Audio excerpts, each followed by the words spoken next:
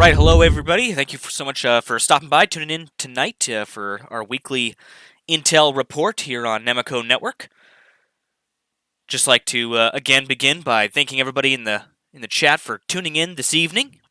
Fallen Rays, thank you so much for stopping by. Utkin, nice to see you. Tony Wilson, Pocky, as always, good to see you. Rakasan, thank you so much for tuning in. Speedy Squirrel, LJ Boone, to all you guys, thank you so much for again stopping by, taking some time out of your day to get filled in on what's going on in the world here, what's going on in Ukraine, and again, not just in Ukraine now. We're now covering quite a few other topics as well. A little bit of a extended intro this evening, as I was. We're not only still showing the comeback video intro, but also our new intro, which we've added in there as well. I'll occasionally be switching those up as we go on. Fallen Race says, hello all, wishing you a good day and evening. Miss Tiger Eye says, hey y'all, I'm at work, so I'll be in and out. Well, that's no problem, Miss Tiger Eye. I think we have a few mods in the live chat this evening. I'm pretty sure Kayuka's in there. I'm pretty sure Joe Blowing Wind is in there as well. We got Rays tuning in as well. So we have quite a few moderators in the live chat this evening. Again, thank you guys so much for helping out and hanging out with us this evening. We're going to start the evening by, as always, going through our main Ukraine headlines and kind of getting filled in on what's been going on over there in Ukraine for the past about 24 to 48 hours, but stretching back into the last week, of course. We'll be covering all of the main topics and major events that have occurred. We'll then be hopping into our community aggregated reporting from our situation room over on the Discord server, taking a look at all of the information and reports that people have brought together over the past week or so, and we'll be taking a look at all of that. We'll also be taking a look at our individual open source intelligence tools and taking a look at some of the information that we can gather from those. We'll then be taking a segue into China and Taiwan and the situation in the South Pacific, getting everybody filled in on what's been going on in that part of the world. We'll also be talking about some cyber threats and also some other global security issues from about the past week or so. And then, of course, we'll finish everything off with our Q&A, our questions and answers, as we usually do. So if you guys have any questions or anything you'd like to add, you can always save those for the end of the stream when I'll be answering questions. Besides that, we have a community poll going tonight. Question for tonight's community poll is, do you think German tanks will have an effect on Russian forces? That poll is live now over on the channel. If you guys haven't already, go over and vote in that poll. At the end of the show, when we get to the Q&A, we'll be covering that poll and looking at what you guys thought and talking a little bit about those German tanks. If you haven't already, make sure to like and subscribe to the channel. Subscribing is not only the best way to support the channel, but it's also the only way to get access to the live chat when we do these live streams. Comment, share this stream. It's the best way to get this information out to other people. Help people find this reporting. Again, best way to do that is to share with your friends. For those of you tuning in on Twitch, thank you so much for stopping by this evening. Again, for those that don't know, we do dual stream to both YouTube and Twitch. If you don't like YouTube, you can always hop over onto our Twitch channel, or vice versa. If you're not into Twitch, you can always come and join us over on YouTube. You guys on Twitch are an awesome crowd. Thank you so much for stopping by, and for all those that have followed the channel in recent days, thank you so much for dropping that follow there. The Discord server, that's another thing. If you haven't already, join our Discord server. There's a link to that in the description below. It's the best way to join in on the conversation in our community, which is active almost all day, every hour, every minute even sometimes. Lately, some of the guys over there on the Discord have been congregating on Saturday evenings in the voice chat channels for discussions. You guys are welcome to join that. I highly encourage that sort of activity. I know when the war first broke out in Ukraine, we had a very active community in the voice chat channels over there, and then of course that died down over time, but some of you are starting to get that back together. I really admire that. Also, when we go into our community reporting from our situation room, the only way to access that information is over on the Discord server. It's the best way to get real-time, up-to-date information on what's going on the ground in Ukraine, so it's a really excellent place, really excellent resource for information. We're running a fundraiser this week. We have been for the past about 2 weeks here. For signmyrocket.com, we're raising $1,000 for Ukrainian soldiers. It goes right to buying equipment for those Ukrainian soldiers. When we reach that $1,000 cap, uh, we'll get a custom message written on a 155 millimeter artillery round, and we'll have a video of that to show you guys and them firing it on Russian forces in Ukraine. So pretty excited about that, and of course it's always good to help out, get extra equipment for those Ukrainian soldiers. They're looking to raise $2 million. They're about at 1.278 million so far in their goal. So every little bit that we can help out there for those Ukrainian soldiers, it goes a long way. We're almost to about halfway to our $1,000 goal for that fundraiser. There's a link in the pinned comment on the live stream tonight where you can donate directly to the fundraiser for that. You can also find a link to that in the description below. It's a lot better than using the YouTube super chats. I know if some people are donating to it via the YouTube super chats, but YouTube does take a little bit of a percentage off that, and we want all of that to go directly to that fundraiser. So again, you can find a link to that in the pinned comment and in the description below. Without further ado, we're going to get right into tonight's reporting. First of all, I'm going to get over to our battle map here, so we can take a look at the front line in Ukraine. I'll go ahead and refresh this here for everybody, so you can get more of an up-to-date look on what's going on there. We've been watching this eastern front line in eastern Ukraine, I should say, front line in eastern Ukraine for quite some time now, as both the Russians and the Ukrainians have this kind of tit-for-tat grinding battle all hours of every day here in the east of Ukraine. Bakhmut still in Ukrainian hands. I know we've talked about Bakhmut a lot over the past few weeks here. Soledar, of course, in last week's report I announced that it had finally fallen into Russian occupiers, into the hands of the Russian occupiers there in Soledar. You can see the Russians have made some incremental progress north of Soledar, as well as west of Soledar, but it's kind of a slow and, I said, grinding progress here that they're making, again, with many losses, heavy losses on both sides of the conflict, but the Russians are definitely losing their fair share of forces here as they try to make gains in this area of Ukraine. Bakhmut, again, still in Ukrainian forces, in the hands of Ukrainian forces, I should say. The Russians have been looking to conduct kind of a flanking maneuver here to the north and to the south of Bakhmut, and again, only time will tell if they're able to pull that off and encircle these Ukrainian forces here in eastern Ukraine in Bakhmut. I'd just like to give a quick shout out. Looks like Mehmet is joining us in the live chat as well. Thank you so much for stopping by this evening, Mehmet. As always, it's great to have you tuning in the live chat to the show. So I'm going to start by reading through our main headlines here for this week out of Ukraine. Of course, with a little bit of a focus on what's been going on over the past about 24 to 48 hours. So I know the big news this past week, again, is tanks going to Ukraine. Of course, Germany, again, confirming that they'll be sending tanks as well as the U.S. So again, that's kind of what I'll start on here. This evening, Joe Biden, the President of the United States, has approved sending 31, only 31. I know we would have liked to see more of these going over, but 31 M1 Abrams tanks to Ukraine.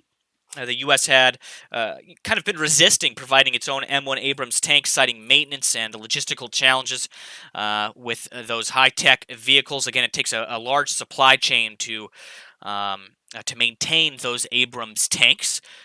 Earlier, the U.S. president had spoken by phone with leaders Emmanuel Macron of France and Olaf Scholz of Germany, as well as leaders of Italy, and Britain as well. Ukraine's President Volodymyr Zelensky thanked Biden for the, quote, powerful decision and described it as an important step on the path to victory. I know they're still asking for more, though. Again, only 31 Abrams is not as many that are needed, so to speak. But it's definitely a good place to start as well. Not just are those Abrams going over, but the U.S. is also sending other armored fighting vehicles as well. And speaking with Germany, has confirmed it will make 14 Leopard 2A6 tanks available for Ukraine's war effort. So Germany sending 14 tanks, the U.S. sending 31 of those M1 Abrams tanks. The Chancellor Olaf Scholz also said his government plans to send further military support to Ukraine beyond tanks. President Volodymyr Zelensky of Ukraine welcomed the decision, and he said he was, quote, sincerely grateful of Scholz.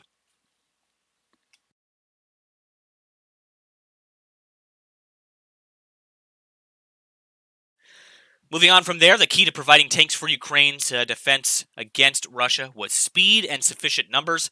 As Zelensky said on Wednesday, the key now is speed and volumes. Speed in training our forces, speed in supplying tanks to Ukraine, the numbers in tank support, he said in his nightly video address. I believe we have a copy of that video address we'll show later in the show, so stay tuned for that.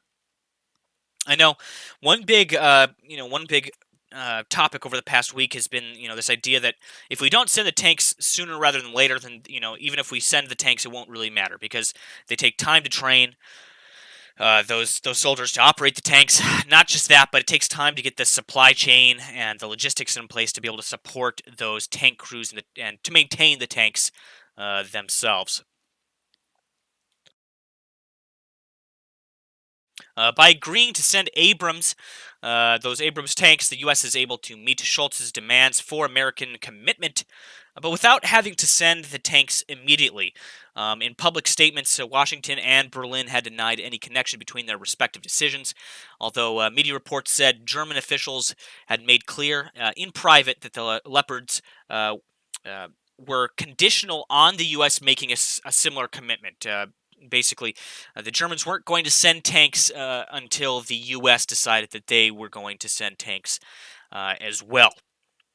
Germany will also have to approve other European countries supplying German-made Leopard 2 tanks from their own stock. Finland, Spain, and the Netherlands will contribute the same model, according to German media reports.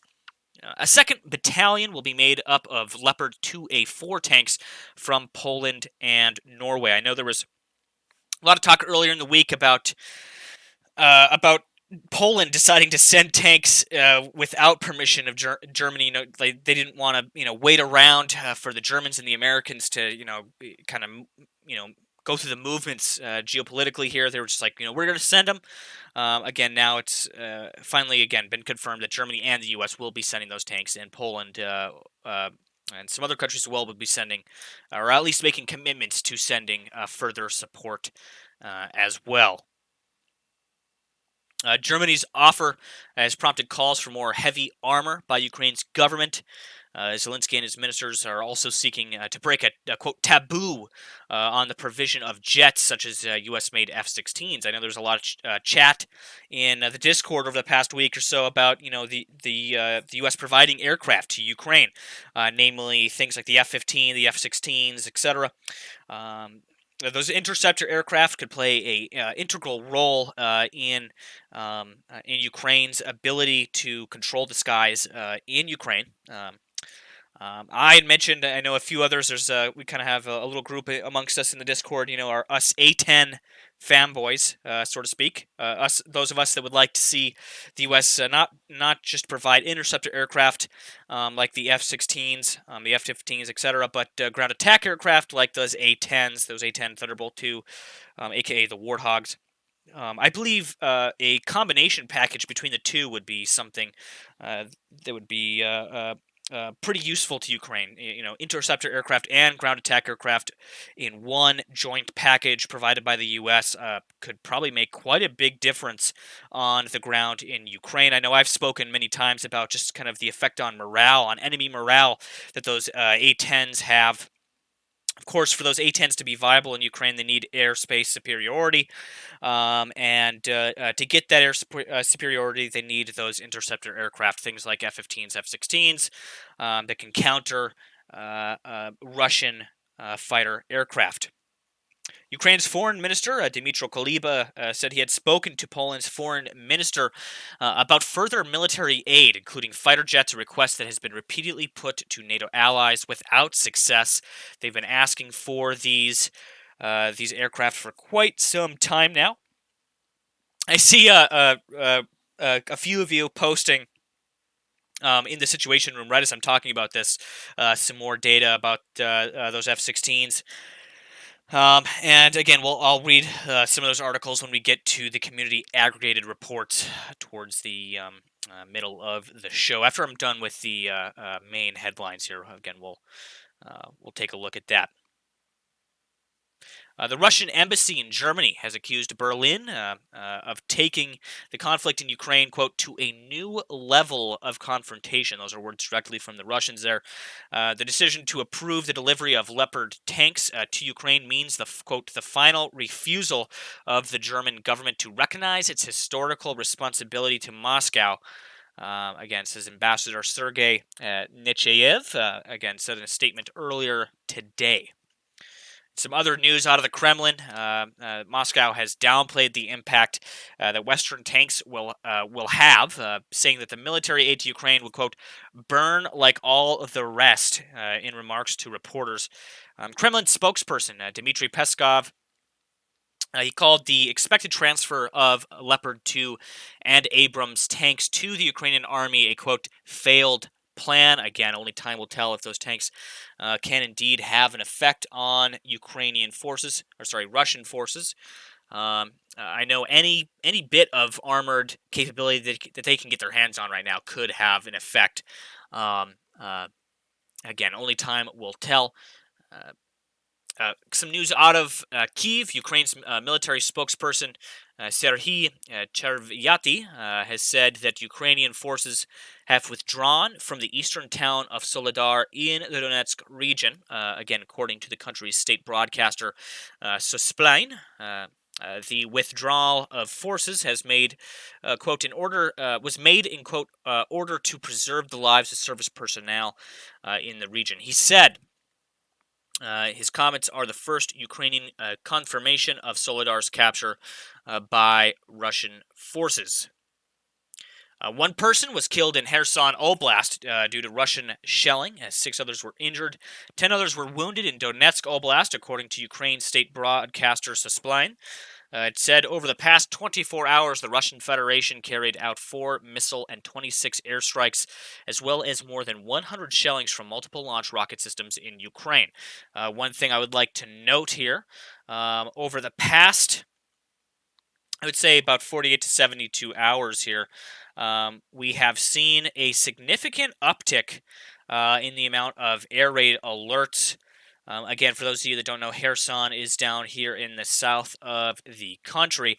If we switch over to our air raid alert map here, you can see right now at this very moment we have quite a few air raid alerts over Ukraine. There was a few times over the past 24 to 48 hours as I'm sitting here watching these alert maps, and I saw the entire country of Ukraine light up like a Christmas tree. Every single oblast was in a red aerial threat alert. Of course, right now we have quite a few on screen. We'll cover those when we get to our open source intelligence tools. I'll kind of go through one by one. We'll take a look at some of the air raid alerts that are up at this hour in Ukraine. Let's head back to our battle map there.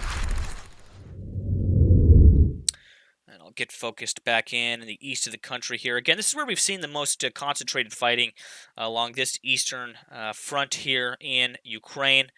Mainly around, again, the regions near Bakhmut, Soledar. Again, Donetsk, very heavy fighting in this area. Up in Luhansk, very heavy fighting as well. Continuing on with the main headlines here. Let's see, where was I? Oh, yes. Okay, so it said over the past 24 hours, the Russian Federation carried out 4 missile strikes, 26 airstrikes, as well as more than 100 shellings from multiple rocket launch systems in Ukraine. So quite a bit of activity just over the past 24 hours. That doesn't put into account everything that's happened since last week's report, last Wednesday. There's been a massive uptick in bombardment, especially over the past 72 hours or so. Again, kind of speaking back to the alert map there, you can tell when Russia is bombarding Ukraine, when those air raid alerts go up more often. We've definitely seen a increase in that activity over the past few days here.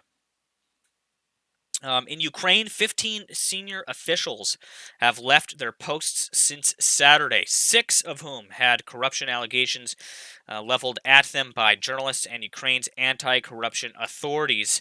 This has been kind of an ongoing issue we've seen over the past week. Again, they're trying to clean up any corrupted officials within the Ukrainian government. This is something that's been happening for years now, really. But seeing these 15 senior officials leave their posts since Saturday is kind of significant.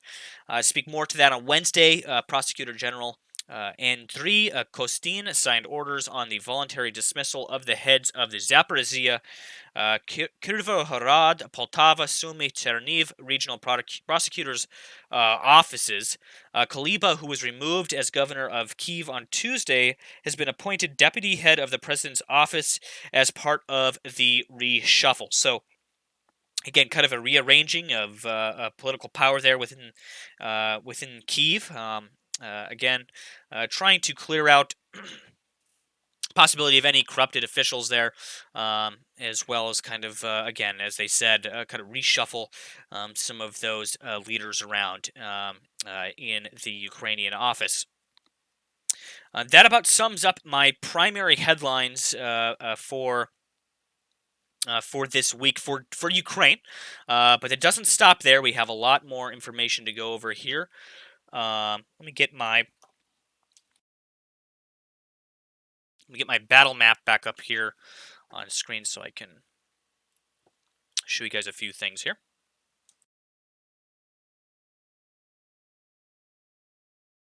Okay, so few things of to note here. Again, we've seen activity in Belarus over the past few weeks here, but especially in the past about week, we've seen quite a bit of activity in Belarus.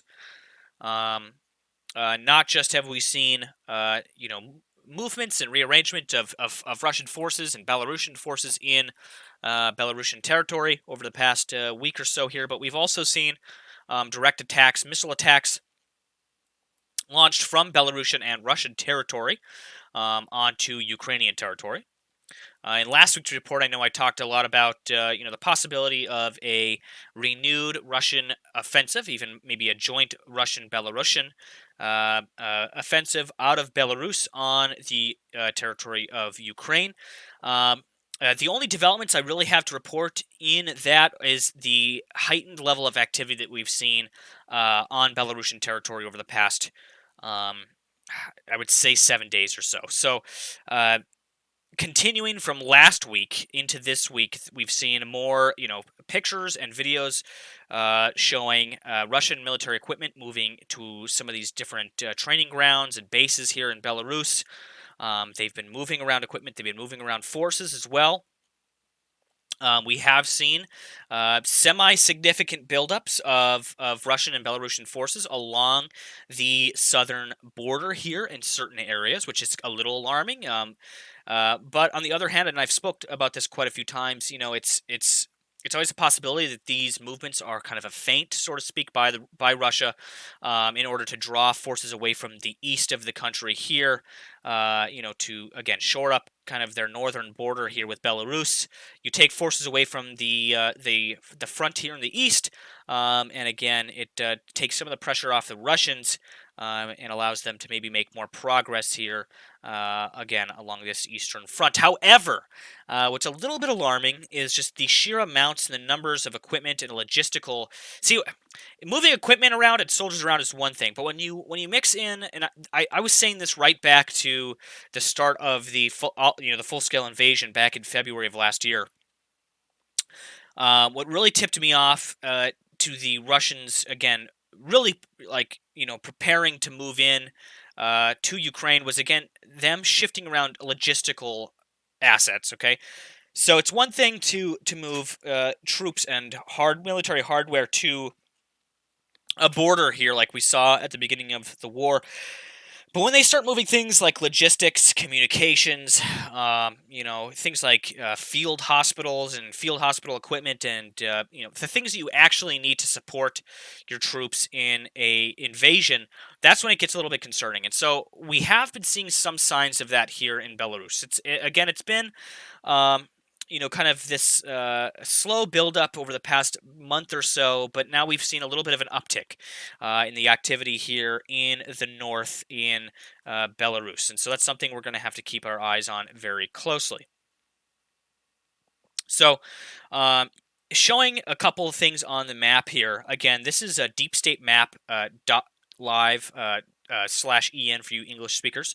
If you guys would like to go take a look at this map, I don't think I've updated it in the stream description yet, but I will be soon. I'll be adding all of our new open source intelligence tools to the stream descriptions. I just haven't got around to aggregating that list and getting all typed out and put in the description yet. But I will hopefully for next week's report, or at least when I upload this video, I'll have that updated for you guys. Again, here on the map, north of Chernobyl, again, which is where this area is where the Russians came in uh, uh, back, last February, March, when they invaded from the north and tried to take Kyiv. They really came down here through Chernobyl, through the exclusion zone, Pripyat. Some of these main highways you see here. They also came through Cherniv and again from the north over here as well. But majority from Belarus again came down through the Chernobyl exclusion zone. You can see marked on the map here is places of concentration of illegal armed formations of the self-proclaimed Republic of Belarus. So we do have formations of forces there. Up here, you also have concentration of more of those Belarusian forces.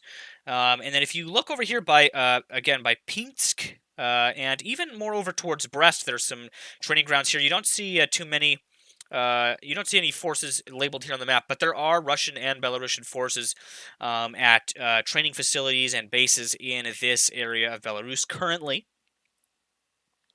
Again, over here, again by Ivana, kind of west of Pinsk here, you can see, again, more armed formations of Belarusian forces there. So all along this northern border here with Ukraine, there has been a significant buildup of these forces over the past, especially over the past week or so. But again, going back into about the past month, we've been seeing increased activity. Down here in the south of the country, there's been reports of the Ukrainians crossing the Dnieper here to attack certain um, Russian positions here, mainly forward operating bases. I'll have some information on that later in the show. But for the most part, things have kind of stagnated here in the south. There is exchanges of gunfire. There's exchanges of um, uh, conflict that are occurring here almost on a daily basis. But I would say for the most part, in comparison to the east of the country where we see the most fighting occurring, it's been pretty stagnant along the southern conflict line. That goes at least for territory gain here along the southern front line, I should say. So going from here and hopping into um, our situation room, we have a lot to go through this evening. I'm going to scroll back up to where I was a little while ago here. We're going to talk about everything that's been going on in not just Ukraine, but we have quite a few topics here. The first topic, again, posted by yours truly earlier this week, the atomic, what is it here? It's not the Atomic Energy Association. That's the one that handles the That's the one that handles nuclear safety. The Bulletin, sorry, of Atomic Scientists. That's the one. Okay. So every year they come out and they update the nuclear doomsday clock. This is basically a what would you call it? A symbolic clock, so to speak, that shows how close the human race is to nuclear Armageddon. We were at 100 seconds to midnight from last year until now. This past week, the 24th of January to be precise. The doomsday clock was moved to 90 seconds till midnight. So again, moving closer to midnight. And by the way, for those of you that don't know, this is the closest we have ever been to all-out nuclear conflict. Even trumping like something like the Cuban Missile Crisis during the Cold War. I'll read you some of this article here coming from AP News. With Russia's invasion of Ukraine and the specter of nuclear weapons use, Earth crept its closest, to Armageddon. A science-oriented advocacy group has said, moving its famous doomsday clock up to just 90 seconds before midnight. Quote, "We are really closer to that doomsday," former Mongolian President Elbejorj Takashia, again, I'm not sure if I'm pronouncing that right. That one's a little bit of a mouthful there. Said Tuesday at the Bulletin of Atomic Scientists annual announcement rating of how close humanity is from doing itself in. He and former Ireland President Mary Robinson joined scientists to underscore what they consider a gathering of several existential threats with Russian leader Vladimir Putin's actions and words chief among them. Quote, "People and scientists are warning us that we have to wake up now," he said. The advocacy group started in just 1947 to use a clock to symbolize the potential and likelihood of people doing something to end humanity.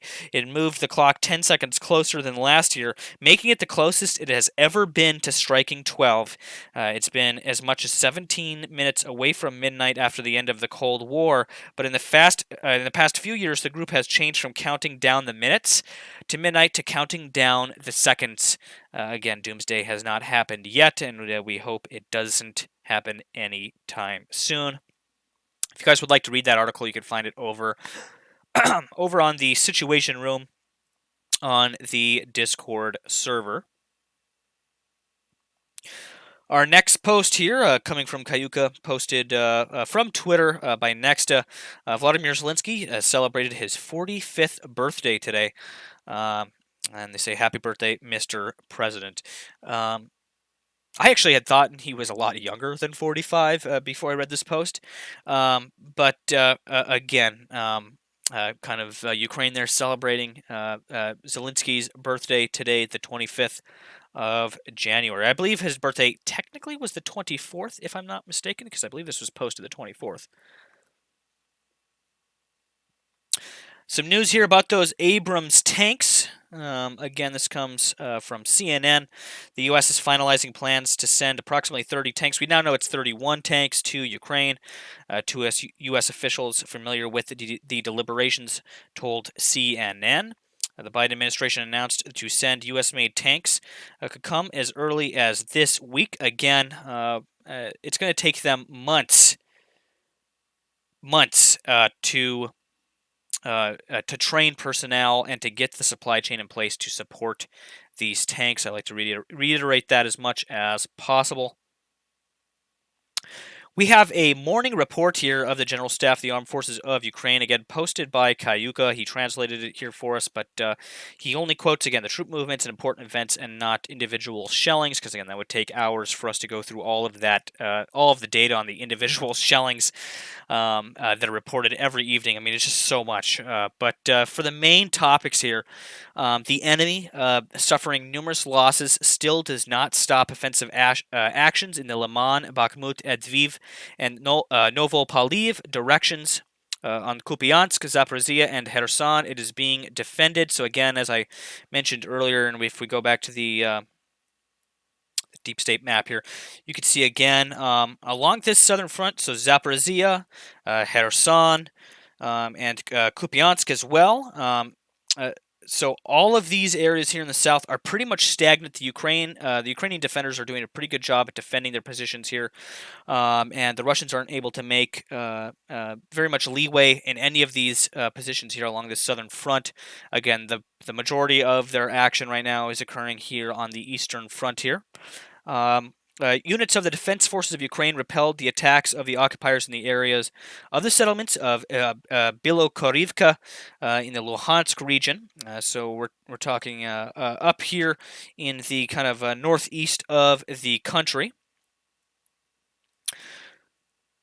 As well as we also have the Luhansk region, Rozhodolivka, Krasnogora, Bakhmut, Novo Bakhmutivka, and a few others, to name a few, in the Donetsk region down here. So the Ukrainian forces are defending their lines pretty heavily over the past at least 24 to 48 hours here.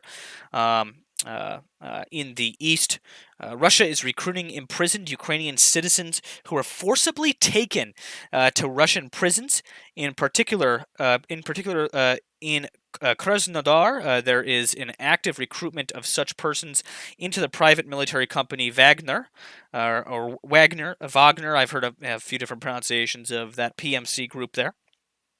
The majority of the Ukrainian prisoners are not satisfied with the forced change of situation and the contemptuous attitude of the Russian prisoners towards them.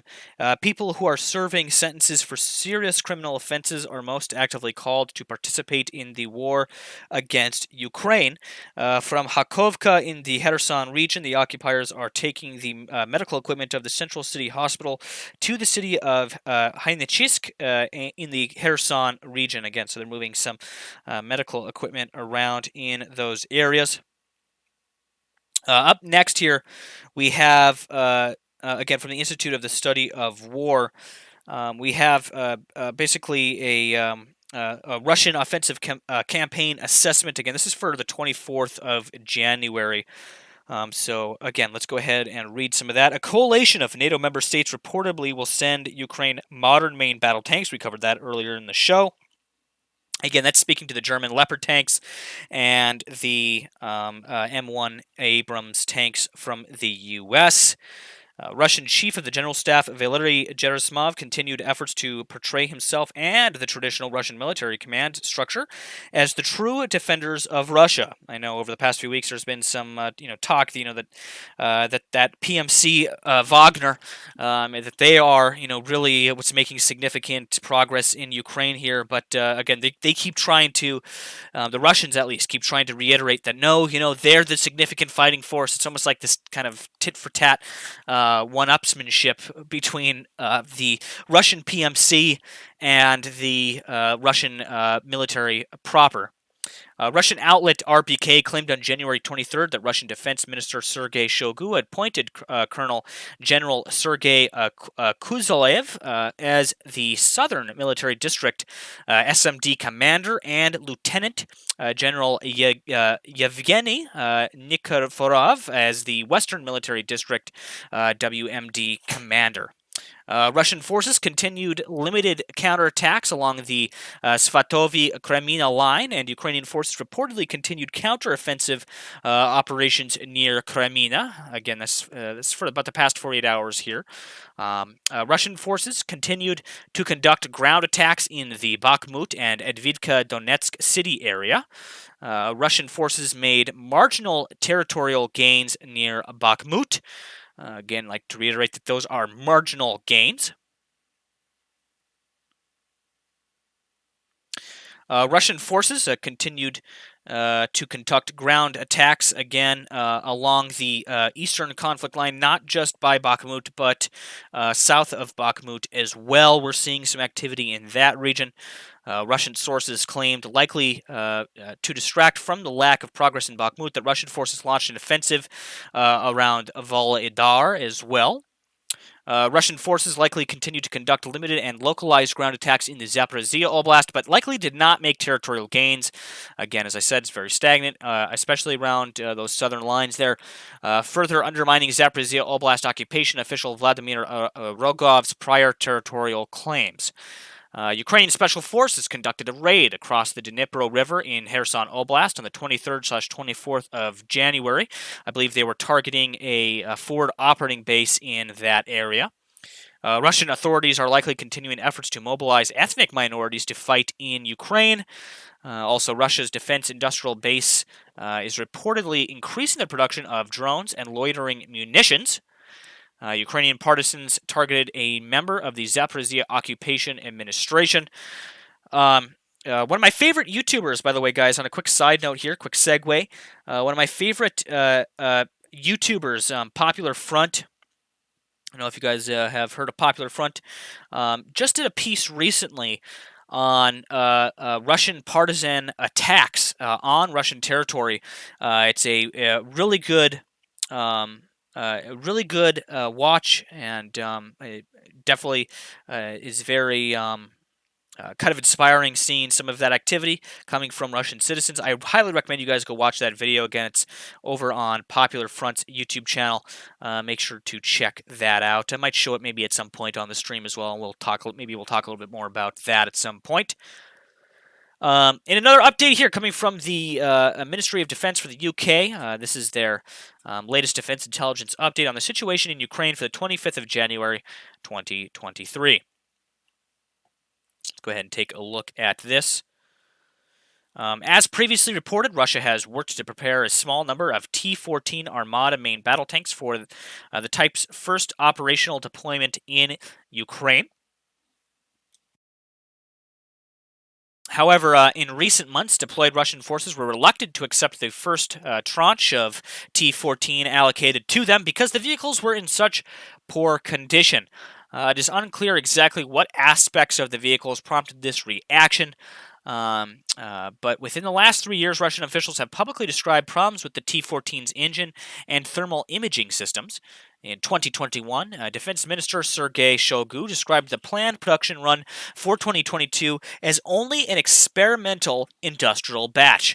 Therefore, it is unlikely that any deployed T-14 tanks will have met the usual standards for new equipment to be deemed operational.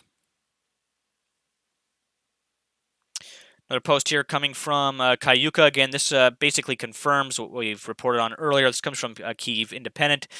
Germany confirms provision of those Leopard 2 tanks for Ukraine. Green light for other countries to deliver. You can see a picture here on screen of those Leopard 2 tanks. Pretty capable weapon system. However, I mean, I would argue that the Abrams tanks the U.S. are sending are quite significantly more capable than these German Leopard 2 tanks. But don't be mistaken; these are a pretty powerful weapon system here for the Ukrainians to be getting to defend their country. Again, really quickly, just to reiterate here in the live chat, if you guys haven't already, vote in the live chat poll for tonight. We'll be talking about that later in the show. And also, if you guys have any questions, if you've asked any questions since the start of the live stream, ask them again at the end of the stream when we do the Q&A. And again, I'll address all of those for you guys. Germany confirmed on the 25th of January that it would send 14 Leopard 2 tanks to Ukraine after months of delay and allow other countries such as Poland to send their own stocks. The long-awaited tanks will be delivered will be delivered from the stocks of Bundeswehr armed forces. Chancellor Olaf Scholz told Bloomberg in an emailed statement, quote, "This decision follows our well-known line of supporting Ukraine to the best of our ability," Scholz said, as quoted by Bloomberg, quote, "We are acting in a way that is closely agreed and coordinated internationally." Pressure has been mounting for Berlin to greenlight the transfer of those powerful Leopard tanks after Poland and the UK promised to send the first batches of the Western tanks to Ukraine, whose soldiers are braving Russia's brutal assaults in the country's east and south. So again, confirmation that both Germany and US are sending tanks now. Posted by RD the Slayer. Here, coming from Twitter, from Michael Cirillo, again on Twitter. Breaking news: Putin is negotiating with the Taliban on the purchase of U.S. coalition military equipment that was left behind in Afghanistan as a result of the United States' hasty withdrawal in 2021 for use in the war against Ukraine. Approximately $7.12 billion in aircraft, vehicles, and weapons. Again, I've heard a lot of rumors about this. This comes with quite a large amount of doubt. You can even see some people here, talking about just the doubt here that comes along with this information. We'll have to wait to see. You know, it's always a possibility because there is quite a bit of U.S. coalition equipment that was left behind in Afghanistan. But I would say this is a little bit of a stretch. But again, only time will tell. Maybe we'll see if we can get some more information on that in the coming weeks. Another post here coming from RD the Slayer. Again, this is posted by Michael Tracy on Twitter. Again, a confirmed, verified Twitter source. I like to always mention that if they're verified or not. We can go here, and I guess I'll unmute the audio here. And therefore, okay, so again, this says German foreign minister declares war on Russia. Again, take this with a grain of salt, guys. But let's take a listen to what she has to say here. And therefore, I've said already in the last days, yes, we have to do more to defend Ukraine. Yes, we have to do more also on tanks. But the most important and the crucial part is that we do it together and that we do not do the blame game in Europe, because we are fighting a war against Russia and not against each other. Thank you. Thank you, Madam Minister. And therefore, I've So again, not necessarily a declaration of war, but again, for the clickbait, a lot of people say that. But this is basically, again, something we've seen time and time again since the start of the war. Countries, reiterating their stance that they have to support Ukraine, not just not just politically, but militarily, they have to support Ukraine. We have to send equipment there. We have to send supplies to Ukraine. We have to give them what they need, because in the end, they're fighting this war for us. They're not just fighting for Ukraine. They're fighting for security in Europe at this point. And so they deserve any help that we can possibly get them. A really information-filled post here coming from Vanquish, one of our mods on the Discord server. This is Western MBT deliveries for Ukraine. So let's take a look here. 14 Leopard 2A6s coming from Germany there. Again, we have, I'll just kind of run through them all quickly here. We have another 14 Leopard 2A5s, question mark, 53 Leopard 2A4s, 4 Leopard 2A6s, 14 Challenger 2s, that's coming from the UK. 31 Abrams M1A1s coming from the United States. Another 8 Leopard 2A4NOs, and again, we're waiting on confirmation for 14 Leopard 2A5s, another 14 Leopard 2A5s, 10 Leopard A5s, that's from Finland there, and another 6 Leopards as well. So that's quite a few Leopard tanks being sent over to Ukraine. Again, I would argue nowhere near as many as they need, but it's a good start, definitely a good start.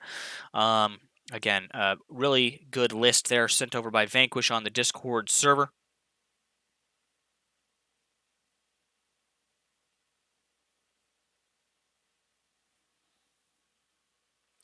From Cayuca, we have so we had the morning report I gave to you guys a few minutes ago. This is the evening report from the General Staff of the Armed Forces of Ukraine. Let's take a look at what they had to say. Again, this is in Ukrainian, but Cayuca has gone to the Liberty. Has gone to the liberty of translating this for us. Sorry, I was reading some chat here in the live chat. Unstakeable says, as far as I know, the plan in the Netherlands is to buy the 18 leased ones and send those. Yeah, so I think a few countries are doing something similar. But again, we're going to have to see in the end what those final numbers are as for tanks being sent to Ukraine.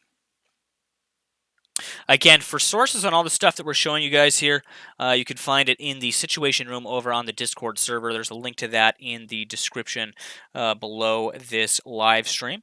And if anybody is posting any news or giving reports at all in the live chats, if you guys can include sources, it's highly appreciated. So for that evening report from the General Staff of the Armed Forces of Ukraine, the enemy continues to conduct offensive actions in the Bakhmut direction, suffering numerous losses in the Liman and Idvitka directions. They conducted unsuccessful offensive actions.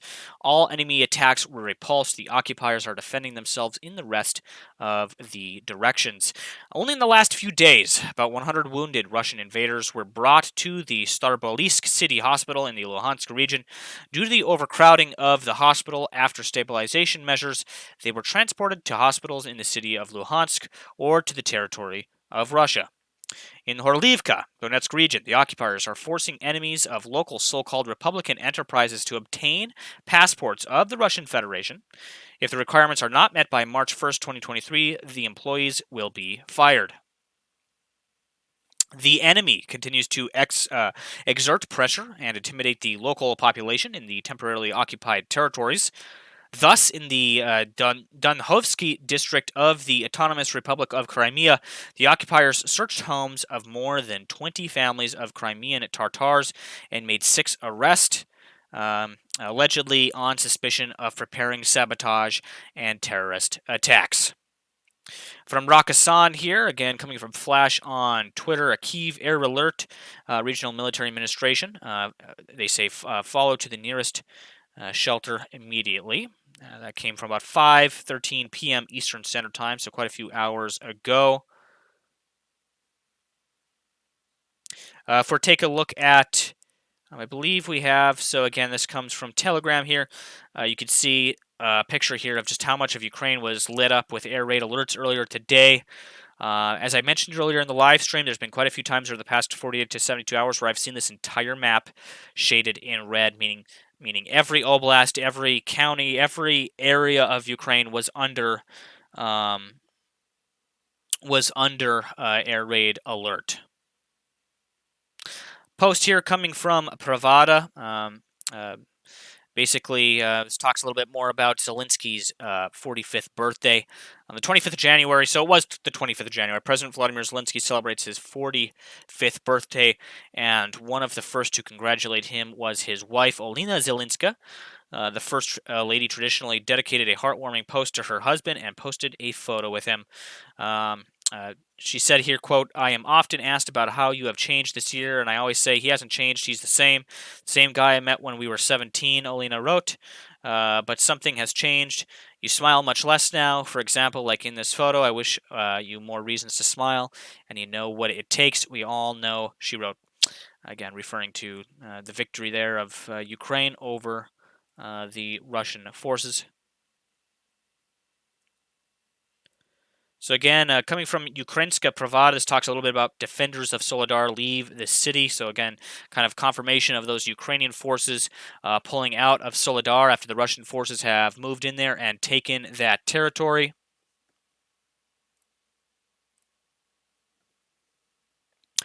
Quote from Cherivati, in order to save the lives of our personnel, the defense forces have moved away from Soledar and gained a foothold on pre-prepared defense lines. So that basically they've fallen back to a secondary point where they're going to defend from the Russians moving any further. Some details here. According to him, the defenders of Soledar conducted an act of valor despite the Russians' 3- to 5-fold advantage. They held their positions powerfully. They inflicted huge losses on the enemy personnel, comparable to the losses of the aggressor in the 2 Chechen wars. There's a little bit of background here. Previously, on the 13th of January, the Russian Defense Ministry made an official statement about capturing the city of Soledar. Ukraine's Defense Ministry did not confirm the information, admitting, though, that heavy fighting was taking place there. On the 16th of January, Hanna Mailer, Deputy Defense Minister of Ukraine, urged people not to spread unverified information about the fighting in and around Soledar. Then coming on the 19th of January, U.S. Defense Intelligence assessed the situation in Soledar, saying that the Russians did not have complete control of either Soledar or Bakhmut, where Ukraine's defenses were holding. I know for a while there we were in kind of this gray area where we didn't know if the Russians had taken Soledar or if the Ukrainian forces were still actively defending it.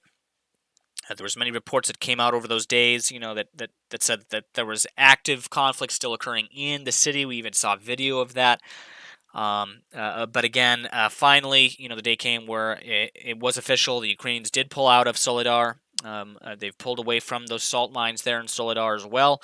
And the Russians do unfortunately now have control over that territory there.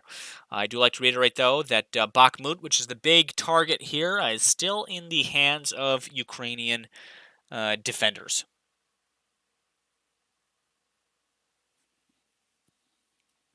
Up next here, we have, again, some more information about those other countries sending tanks. Norway, Sweden, Spain, and Portugal all considering sending Leopard 2 tanks to Ukraine. Let's see if I can get this translated over here. The Minister of Defense confirmed this on the 18th of January. Now, tanks have become very sought after. Norway and the government support the donation of tanks to Ukraine. Norway must be involved again. So they are looking to send Leopard 2 tanks as well. There's quite a few countries that are getting in on the action here to send these tanks to Ukraine. Here we have the actual announcement by the Biden administration of them sending those 31 M1 Abrams tanks to Ukraine. Let's go ahead and listen in on what they had to say here. Armored capability, as General Austin will tell you, has been critical. And that's why the United States has committed hundreds of armored fighting vehicles to date, including more than 500 as part of the assistance package we announced last Friday. And today I'm announcing that the United States will be sending 31 Abrams tanks to Ukraine, the equivalent of 1 Ukrainian battalion. Secretary Austin has recommended this step because it will enhance the Ukraine's capacity to defend its territory and achieve its strategic objectives. The Abrams tanks are the most capable tanks in the world. They're also extremely complex to operate and maintain. So we're also giving Ukraine the parts and equipment necessary to effectively sustain these tanks on the battlefield. And we'll begin to train the Ukrainian troops on these issues of sustainment, logistics, and maintenance as soon as possible. Delivering these tanks to the field is going to take time. Time that we'll use to make sure the Ukrainians are fully prepared to integrate the Abrams tanks into their defenses. We're also closely coordinated this announcement with our allies. The American contribution will be joined by an additional announcement, including that will be readily available and more easily integrated for use in the battlefield in the coming weeks and months from other countries. I'm grateful to Chancellor Schultz for providing German Leopard 2 tanks and will lead an effort to organize a European contribution of 2 tank battalions for Ukraine. So there you heard it from the U.S. president there, again, confirming that they are sending those 31 M1 Abrams tanks to Ukraine.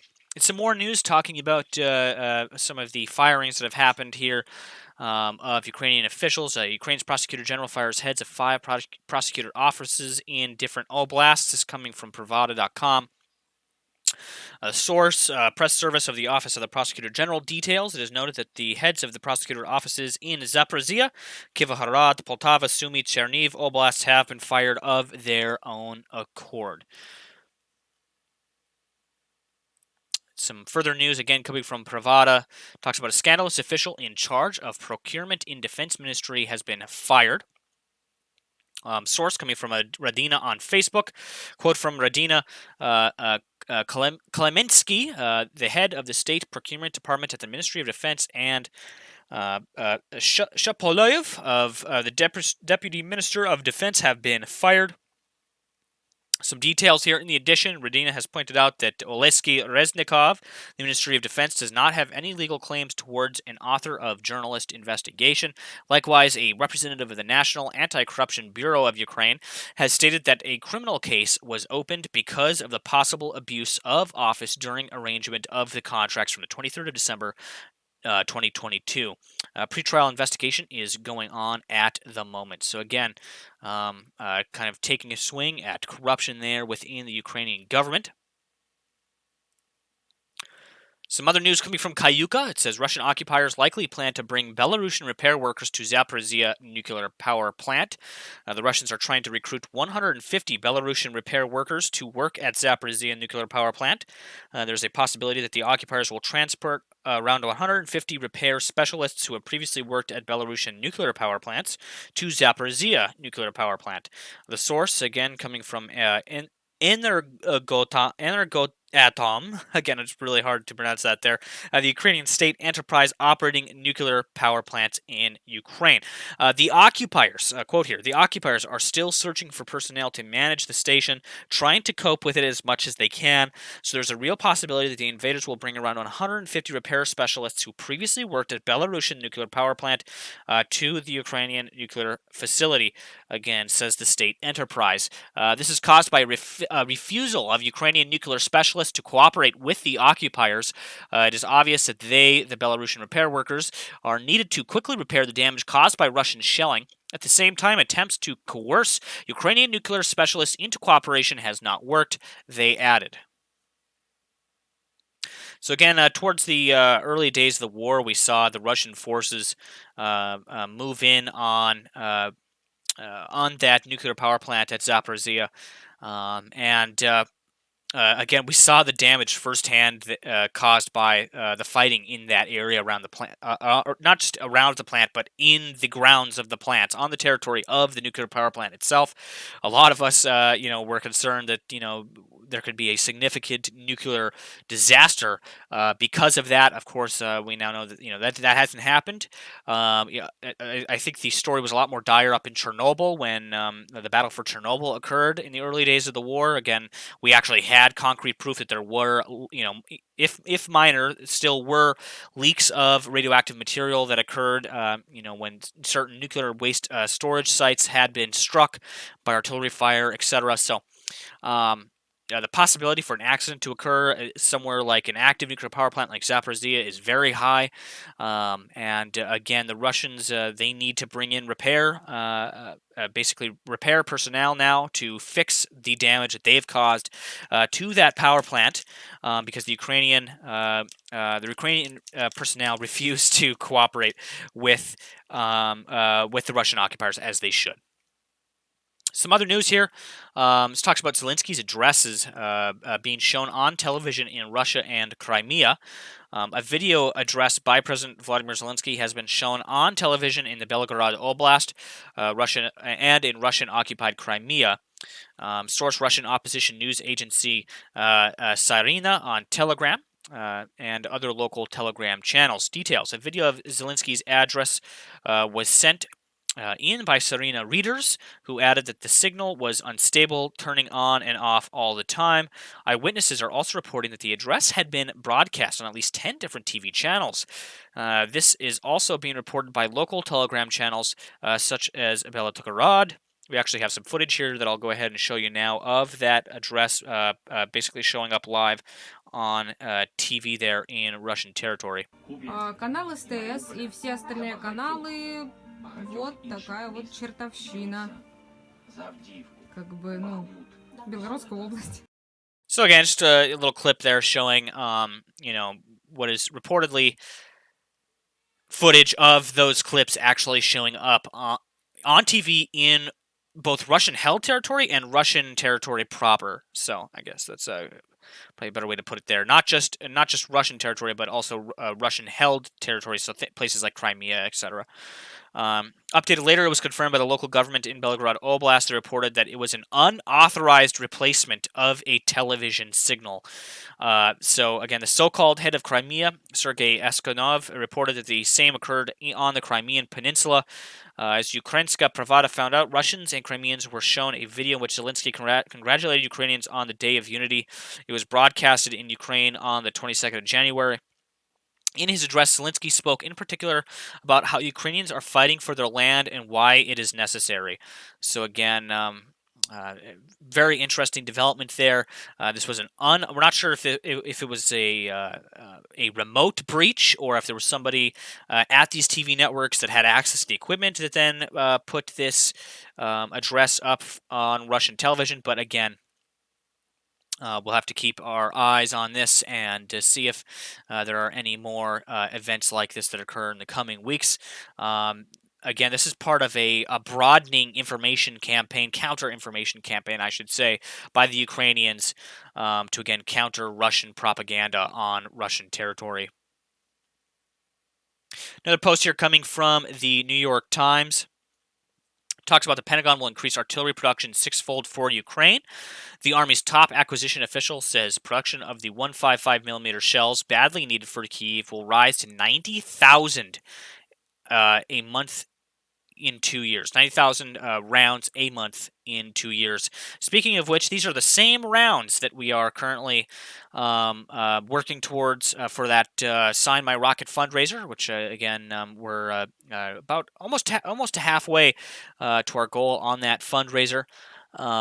Again, those are those same 155mm shells, and that's what we'll have that message put on again for that fundraiser. If you're interested in helping out with the fundraiser, you can find a link to that in the pinned comment as well as the description, where you can donate for that, or you could donate via super chat as well. Whatever works best for you. So again, it's interesting though that they're looking to increase the number of these shells. But you know what's interesting? What I find most interesting about reports like this is that they talk about, these numbers a year from now or even 2 years from now. And so that kind of puts into perspective how long the U.S. defense industry is looking to prepare, for this war to go on, for it to continue. Another post here coming from Twitter from Feitux News. Again, unverified, so take everything you hear from sources that are unverified with a grain of salt. Russian sources are reporting that Ukrainian troops are trying to cross the Dnieper River at Nova Kakhovka, Kherson Oblast. Vladimir Rogov, a Russian-installed official in Zaporizhzhia Oblast, says that fighting is ongoing. Again, I'm pretty sure there was a forward operating base in this area, and that's why they have come across the Dnieper, was mainly to attack that forward operating base there. I'm not sure if it was there was one that was the Russians were occupying basically like a resort, and they were using that building and that infrastructure for a forward operating base. I'm not sure if that's in the same area here. I'll have to get confirmation on that, but nonetheless, the Ukrainians are making advances across the Dnieper in that area, and fighting is ongoing.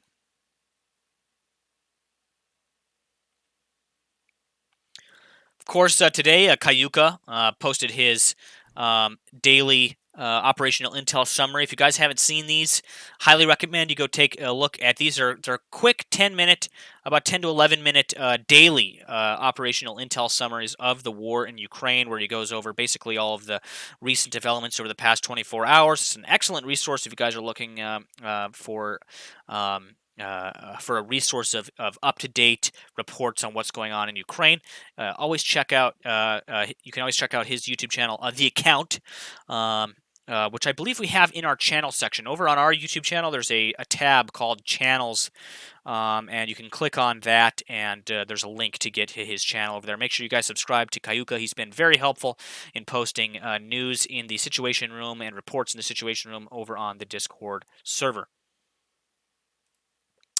Post here coming from Anton Gerashenko on Twitter here, talks about during an interview with Kay Burley for Sky News. Zelensky was told that Leopard tanks are coming to Ukraine. In a quote there, speaking frankly, the number of tanks and the delivery time to Ukraine is critical, said the president after expressing his happiness. Doesn't look like that tweet wants to load for you guys, actually. There was a video I had to show you of that. Let's see if I can get that to open up. Yeah, it does not. It does not want to load that tweet whatsoever. So again, my apologies there. But basically, the video just talked about exactly what I just said. Just showed the interview and him expressing his happiness to hear that those tanks were being sent over, and then again his comments. On the delivery time to Ukraine and the number of tanks that are going to Ukraine as well. Post here coming from Kayuka from the Defense Intelligence of Ukraine, verified source, of course. Today we received 2 more Bayraktar TB2 drones from our great friends and partners of Ukraine, Bayraktar Tech. Or Baykar Tech. Again, I'm not sure if I pronounced that 100%. Mehmet would know how to pronounce that 100%, as they are a Turkish company. Baykar handed them over free of charge to help the Ukrainian armed forces. We are infinitely grateful for the uncompromising, constant support of Baykar. The Baykar company handed over 2 more Bayraktar TB2 drones free of charge to the Ukrainian defenders. Always a welcome sight there. Fallen Rays, long-time contributor and moderator in the Discord server here. Oh, we gotta disable our ad blocker here, guys. Okay, one second. Go ahead, refreshes. U.S. defense industry unprepared for a China fight, says report. Again, so getting into a little bit of news about China here. The U.S. Defense Industrial Base is not ready for a battle over Taiwan, as it would run out of key long-range precision-guided munitions in less than 1 week. And I've talked about this many times over the past few weeks. I get people in the live chat that say, the U.S. would destroy China, and, that may be, right? But currently, as it stands, with the war in Ukraine, we have some depleted stocks of some key munitions which we would need in the event of a Chinese invasion of Taiwan. Okay? It says here, as it would run out of key long-range precision-guided munitions in less than 1 week, according to a new report by the Center for Strategic and International Studies. U.S. military aid to Ukraine has helped prevent a Russian victory against neighboring nation, but that assistance has depleted Pentagon stockpiles and shown that the American defense industry cannot surge for a major war, the think tank found. And that's why, it's reasons like these that we've been covering China and Taiwan over the past few weeks. You hear all these people that say, I don't expect an invasion of Taiwan to occur. That may be. It might be a while before we do see an invasion of Taiwan, but I've said this, and I'll say it again. It is possible that the Chinese will act sooner rather than later, because they know that the longer that they wait, the more prepared Taiwan gets as a military. They know that the longer they wait, the more equipment and training that the U.S. provides to Taiwan. They know that the longer they wait, the less occupied the U.S. will be with Russia and Ukraine. So we're kind of between as the U.S. is kind of between a rock and a hard place here, between the situation in Ukraine and Russia, everything that's going on in Europe, and then the situation in the South Pacific between China and Taiwan. It says here, as the war in Ukraine illustrates, a war between major powers is likely to be a protracted industrial-style conflict that needs a robust defense industry able to produce enough munitions and other weapon systems for a protracted war. If deterrence fails, wrote Seth Jones, Senior Vice President and Director of the International Security Program at CSIS. Quote, given the lead time for industrial production, it would likely be too late for the defense industry to ramp up production if a war were to occur with major changes. The report, which spotlights U.S. military aid to Ukraine and criticizes bureaucratic hurdles for the defense contracting and U.S. arms sales overseas, recommends Washington re-examine its munitions needs and deepen its supplies, in that it remove regulatory hurdles to manufacturing with the exporting to allies. Also says here, the vast number of weapons in the U.S. is sending to Ukraine highlights how difficult it would be to replenish them. For example, the U.S. has committed more than 160 M77 155mm howitzers to Ukraine, leaving its inventory, quote, low. Manufacturer base systems would need at least 150 orders over several years to justify restarting production lines. U.S. military stocks of Javelin anti-tank weapons, Stinger anti-aircraft weapons, counter-artillery radars, 155mm artillery shells are all considered low by the study. The stocks of the Harpoon coastal defense system, a key capability for Taiwan, are considered medium, though the U.S. Inventories might not be sufficient for wartime, wrote Jones here in this article. So again, this article illustrates, just kind of the situation that we're in here, and what I think a lot of people don't realize about the threat from China, the threat from Taiwan. It is very real, and China is determined to take Taiwan back under its umbrella, so to speak, to invade Taiwan. Another post here coming from this is, I believe, posted by Kayuka. It says, Lockheed ready with F-16s as Kyiv allies revive debate over fighter jets. Lockheed Martin has said it stands ready to meet demand for its F-16 aircraft as some of Ukraine's closest European allies revive efforts to provide fighter jets to Kyiv. The U.S.-German decision to send tanks to Ukraine has reignited discussions, which European defense officials cautioned were at an early stage. Frank St. John, Chief Operating Officer of Lockheed Martin, the largest U.S. defense contractor, told FT that there was, quote, a lot of conversation about third-party transfers of F-16s, whereby countries would re-export their U.S. jets to Ukraine to defend its airspace. Lockheed is not directly involved in talks regarding the potential delivery of military aircraft to Kyiv. Another post here coming from Kayuka. Ukrainian intelligence says that 5,800 Russian troops currently located in Belarus. There are currently 5,800 Russian troops on the territory of the Republic of Belarus, according to Vadim Shitabotsky of Ukrainian Defense Intelligence Sea Agency, HUR. The focus on Russian movements in Belarus comes amid speculation that Russia could launch a new large-scale offensive from the territory of Ukraine's northern neighbor after the first attempt failed in March of 2022. On January 1st, another representative of Ukraine's military intelligence allayed these fears, saying that, quote, there is no threat from Belarus of a full-scale group operation.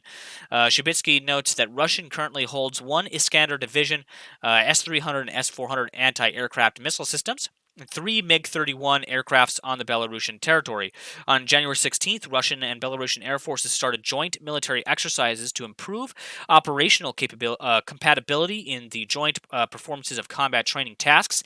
The exercises are expected to end on February 1st.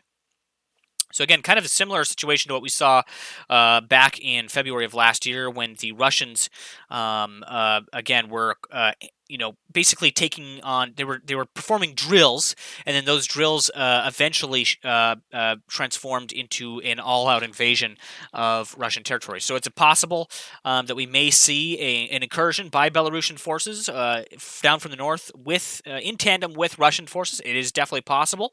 Again, when we see things like drills and the movements of equipment in Belarusian territory, it becomes a little concerning. And so again, we'll keep our eyes on that situation as it unfolds in the coming weeks here. Post here coming from Kayuka shows a Russian mobile field command post of the brigade commander based on KAMAZ 5350 truck in the village of Chornozemny, Zaporizhia Oblast, was reportedly hit by the Ukrainians last night. You can see some footage here of the destruction that occurred there in that region.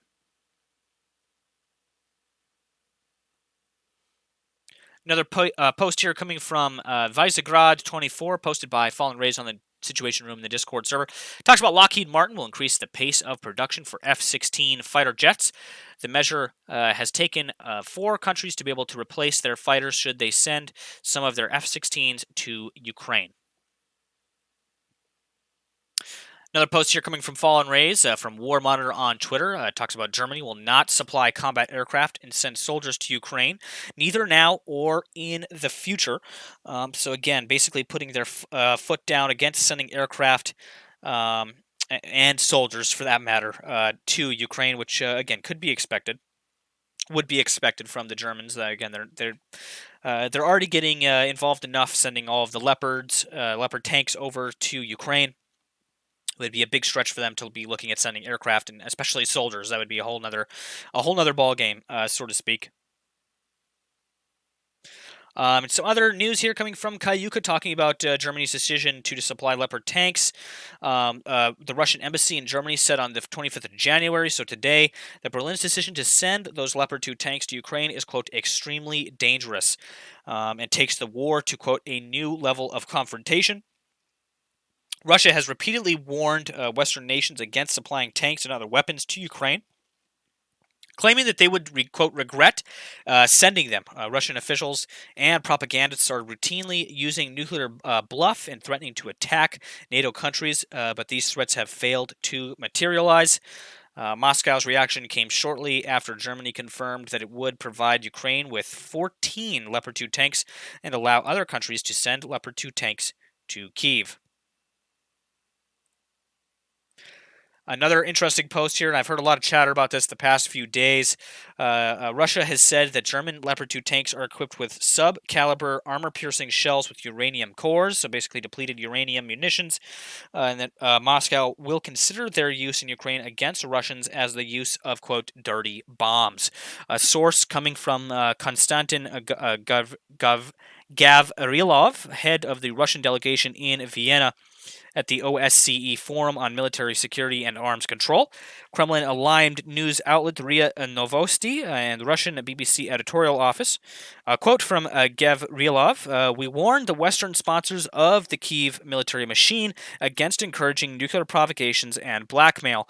We are aware that the Leopard 2 tanks, as well as the Bradley and Marder infantry fighting vehicles, are armed with sub-caliber armor-piercing shells with uranium cores, the use of which leads to contamination of the area, as it happened in Yugoslavia and Iraq.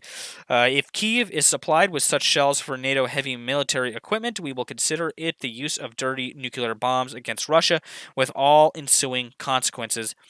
Again, there hasn't been any real confirmation that those depleted uranium munitions would be going with these fighting vehicles to Ukraine. However, again, I don't have any concrete information on that yet. A quote here saying, at first the Allies threatened Berlin with international isolation if it refused to hand over the Leopards. Then none other than the U.S. State Department spokesperson Ned Price announced, quote, good news about sending the German beasts to Kyiv. This is how transatlantic solidarity is forged, the Russian representative said. So again, words coming directly from the Russians there. Again, basically saying there will be consequences if those depleted uranium munitions are used in theater in Ukraine.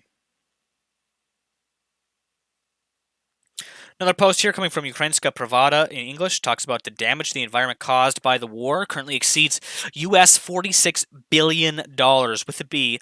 Again, that's how much damage has been, environmental damage has been caused by the war in Ukraine.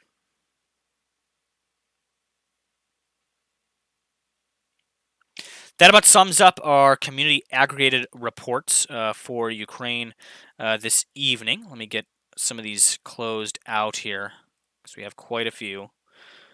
Okay. It's the ISW report there. Close out that one. So if we go back to our map here, actually now we're going to hop in and we're going to take a look at some of our open source intelligence tools and take a look at some of the information that they have to give us. Again, starting out with our battle map here, I covered a lot of this during the beginning of the show, so I won't get too much farther into it. Again, you can see our southern conflict lines here. Again, mostly stagnant, as I mentioned earlier in the show. The majority of the fighting happening here in the east. Up here in the north, again, you have the possibility of a Belarusian Russian incursion from the north, coming down, possibly looking to take Kyiv, or possibly moving down to the west. We've talked about that as well, and that could be a move that we see in the future made by Russia. And then, of course, you have Transnistria, the Russian pro-Russian territory here of Moldova. Again. Also, always we have to keep something. Something we have to keep our eye on. This breakaway region here in Moldova. A little bit of activity in the Black Sea over the past week or so, but not too much to report in that area. Mostly just movements of some Russian military vessels. Speaking of which, if we go over to our maritime map here, we could take a look at that. So again, commercial traffic in the Black Sea, pretty much business as usual, as we've seen. A lot of it, especially in the Sea of Azov, hanging out towards to the east of the Sea of Azov here. Again, kind of along this corridor, we've seen again kind of an avoidance of ships in again kind of avoiding the southern coast of Ukraine.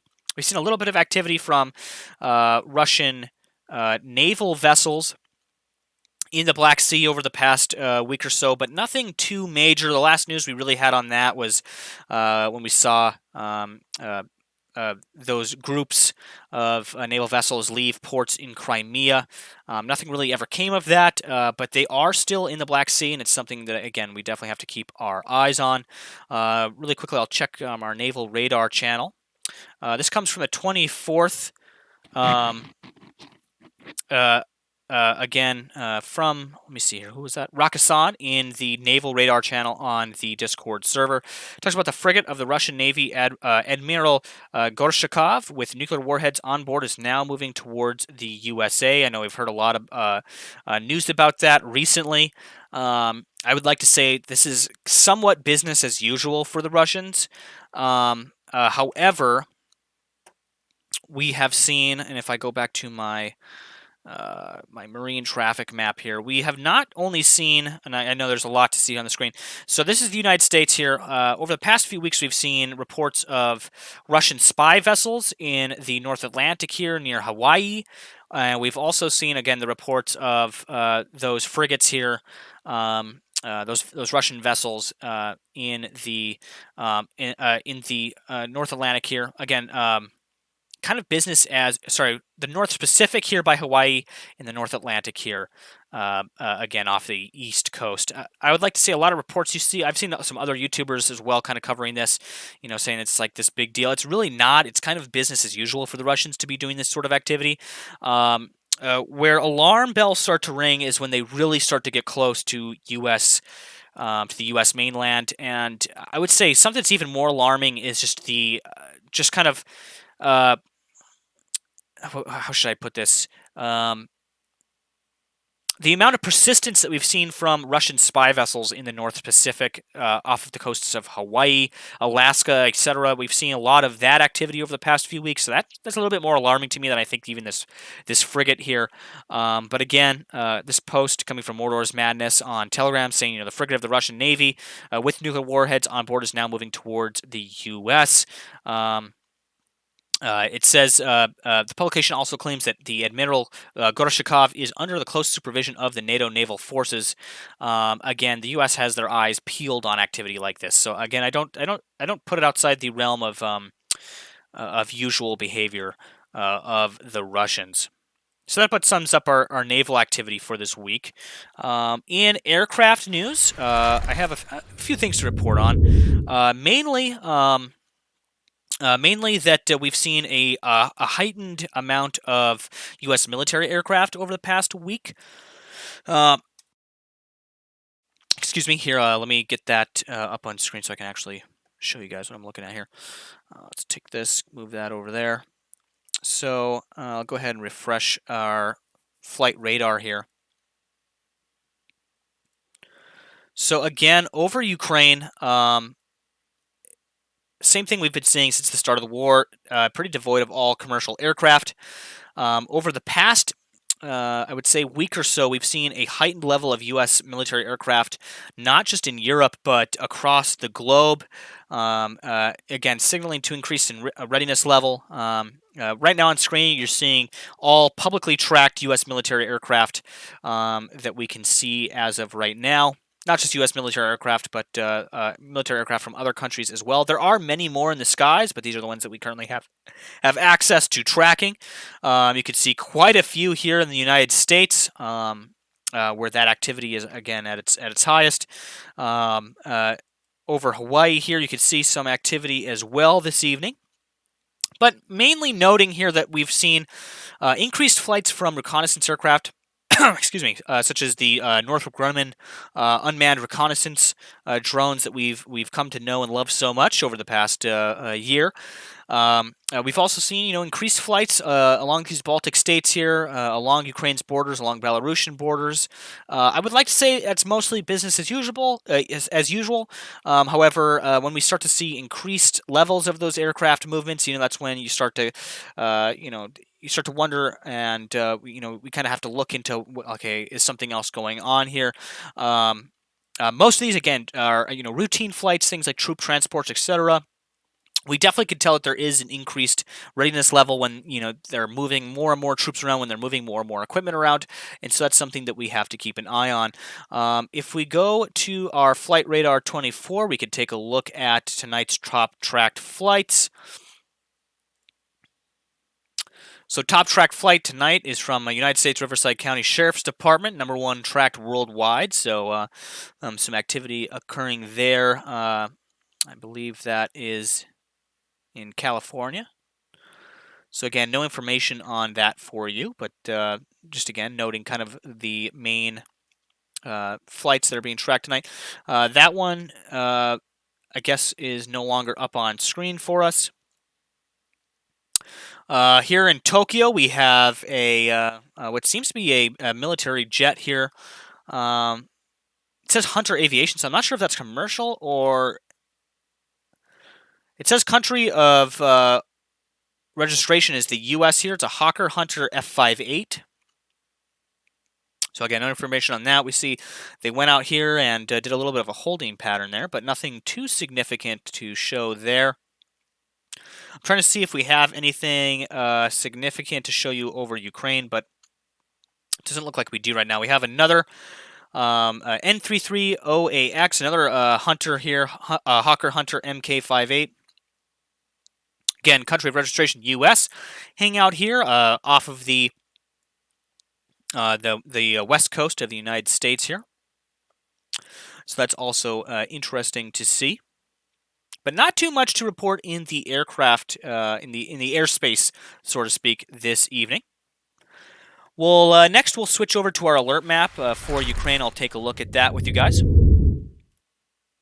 So again, we do still have quite a few air raid alerts at this hour across Ukraine, mostly in Russian-controlled territory, Luhansk and Donetsk, Dnipro-Petrovsk region, Kherson region, as well as Crimea. Seeing air raid alerts this evening. Today at 4:53 a.m., Donetsk region, we have alerts Zaporizhia city and its territorial community. Today at 3:41, Kherson, Nikopol. Take a look here at actually the recent list. That's a little bit better here. Kryvyi Rih had a air raid alert as well. You can see, so these are all ones that have now expired. All the ones in gray.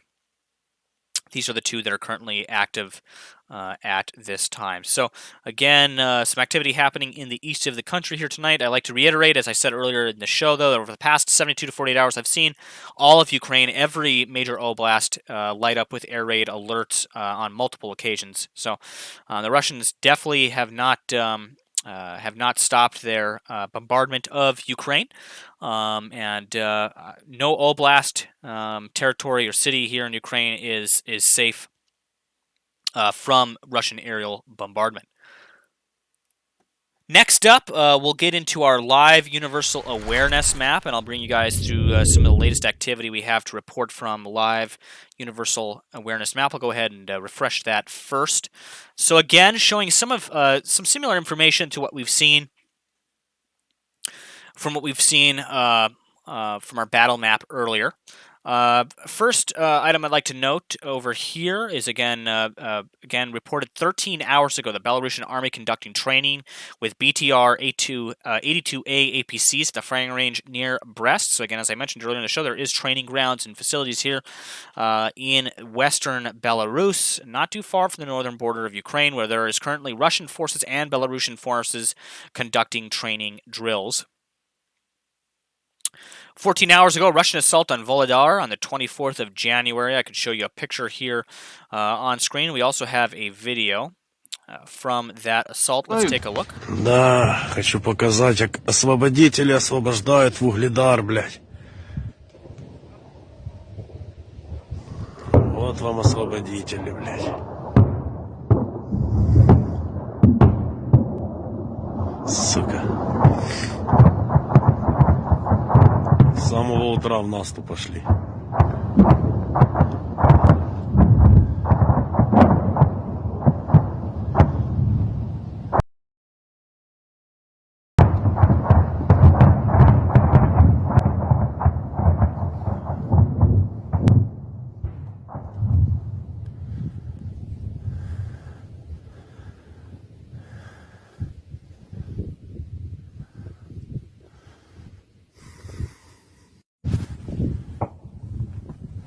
Бэха, блядь.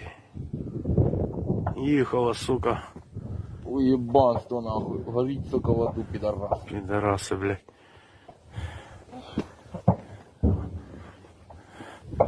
Наш танчик не может заехать в Угледар. Сегодня у нас Питається прорив бути.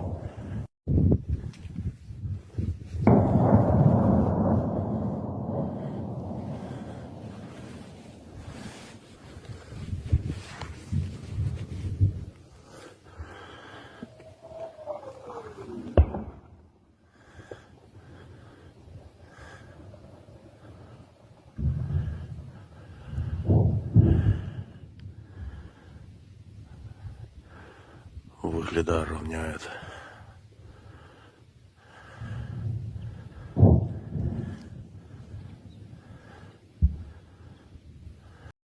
So again, we're seeing again footage from the 24th of January there of that Russian assault on Volodar. We clearly see the city there being bombarded by Russian forces. 13 hours ago, 2 people have lost their lives, 3 wounded as a result of Russian shelling in the Berislav, Kherson region. You can see here a picture of some of the infrastructure damage that occurred from those attacks. 13 hours ago, a video with President Zelensky address was aired on STS and TNT TV channels in Crimea and Belgrade, as reported earlier in the show. Let's see if we have a different video. Now, I believe this is the same video.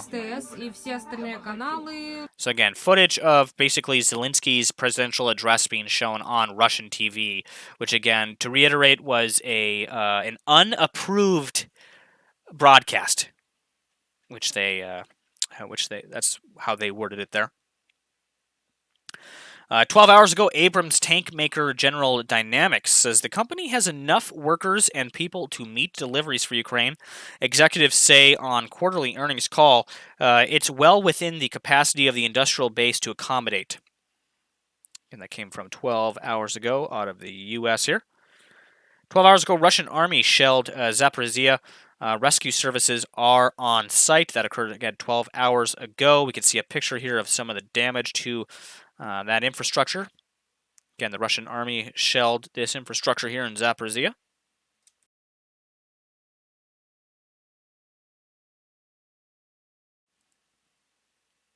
Ten hours ago, the President of the United States formally announces the U.S. will send Ukraine 31 M1 Abrams tanks. Again, I showed you guys the video from that earlier. In a follow-up post, they said training on the M1 Abrams will begin as soon as possible. Again, that came directly from the President of the United States. 10 hours ago, Biden, with spring approaching, Ukrainian forces are working to defend the territory they hold and prepared for additional counteroffensives to liberate their land.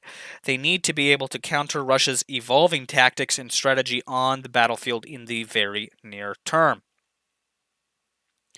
8 hours ago, we had reports of incoming massive drone attacks in Ukraine, in many different regions, not just the south here as it shows on the map. I believe around that time is when I saw the alert map get lit up. Basically, there was air raid alerts all across Ukraine. I believe it was during that drone attack that occurred. 7 hours ago, air defense active in Selina-Kovy, district of Dnipro-Petrovsk region. And then follow up right to that, we had a report of air defense shot down a drone in Zaporizhia region as well.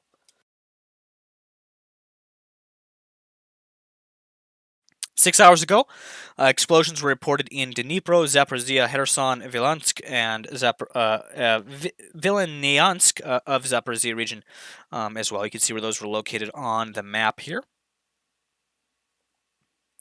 5 hours ago, air defense is engaging drones in the Dnipro-Petrovsk region. Let's take a look at some video footage we have of that attack here. Get that up on screen for you.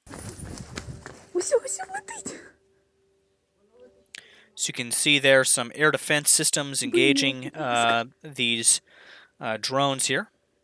Video might be kind of hard to see there because it's so small, but you saw the flash there of the what is believed to be the drone being struck there. Here in the first part of the video, you can see the surface-to-air missile being launched to intercept the drone, and then shortly after, you can see the flash from the drone being struck. Again, as it has been reported. 5 hours ago, one person killed, four others were wounded as a result of shelling in Toretsk today. And you can see a picture here on screen of some damaged infrastructure from that shelling that occurred in that region. 4 hours ago, air defense is active in the Kyiv region. So again, capital city of Ukraine there. And then again, to finish it off here, 4 hours ago, explosions reported in Cherkasy as well. So quite an active past 12 hours here in Ukraine. Quite a bit of, again, strikes coming in from the Russians, and again, conflict occurring on the front lines here in the east and the south as well. But that about concludes my Ukraine reports for this evening. We'll now hop into a few reports I have on China and Taiwan. I have some content here for you guys to go over with that. 1 second, let me get some stuff up on the screen here for you guys. Head back over to our large screen here. So a post here again coming from Fox News. Chinese military aircraft vessels cross into Taiwanese space in the latest threat of force. This is something we've seen on a daily basis the past few weeks, but some days are more significant than others. This tweet coming directly from the Ministry of National Defense of Taiwan. In fact, if we open up their Twitter here, we can actually see 1 hour ago, 2 PLA aircraft and 3 PLAN vessels around Taiwan were detected by 6 a.m. UTC, which is the usual time that we see these come in. Again, Taiwan armed forces have monitored the situation and tasked CAP aircraft, as usual, naval vessels, and land-based missile systems to respond to these activities. You can see where they are coming into Taiwanese airspace here on screen. This is usually the flight patterns that they take. Basically, they come off the coast of China here and basically fly into Taiwanese airspace. Again, kind of probing not just the outlying islands around Taiwan, but the mainland itself, seeing what the Taiwanese response is to that. Again, you can see more reports of this as well from the 24th. From the 23rd, they entered the airspace as well. So this, again, this to reiterate, this is basically a daily occurrence.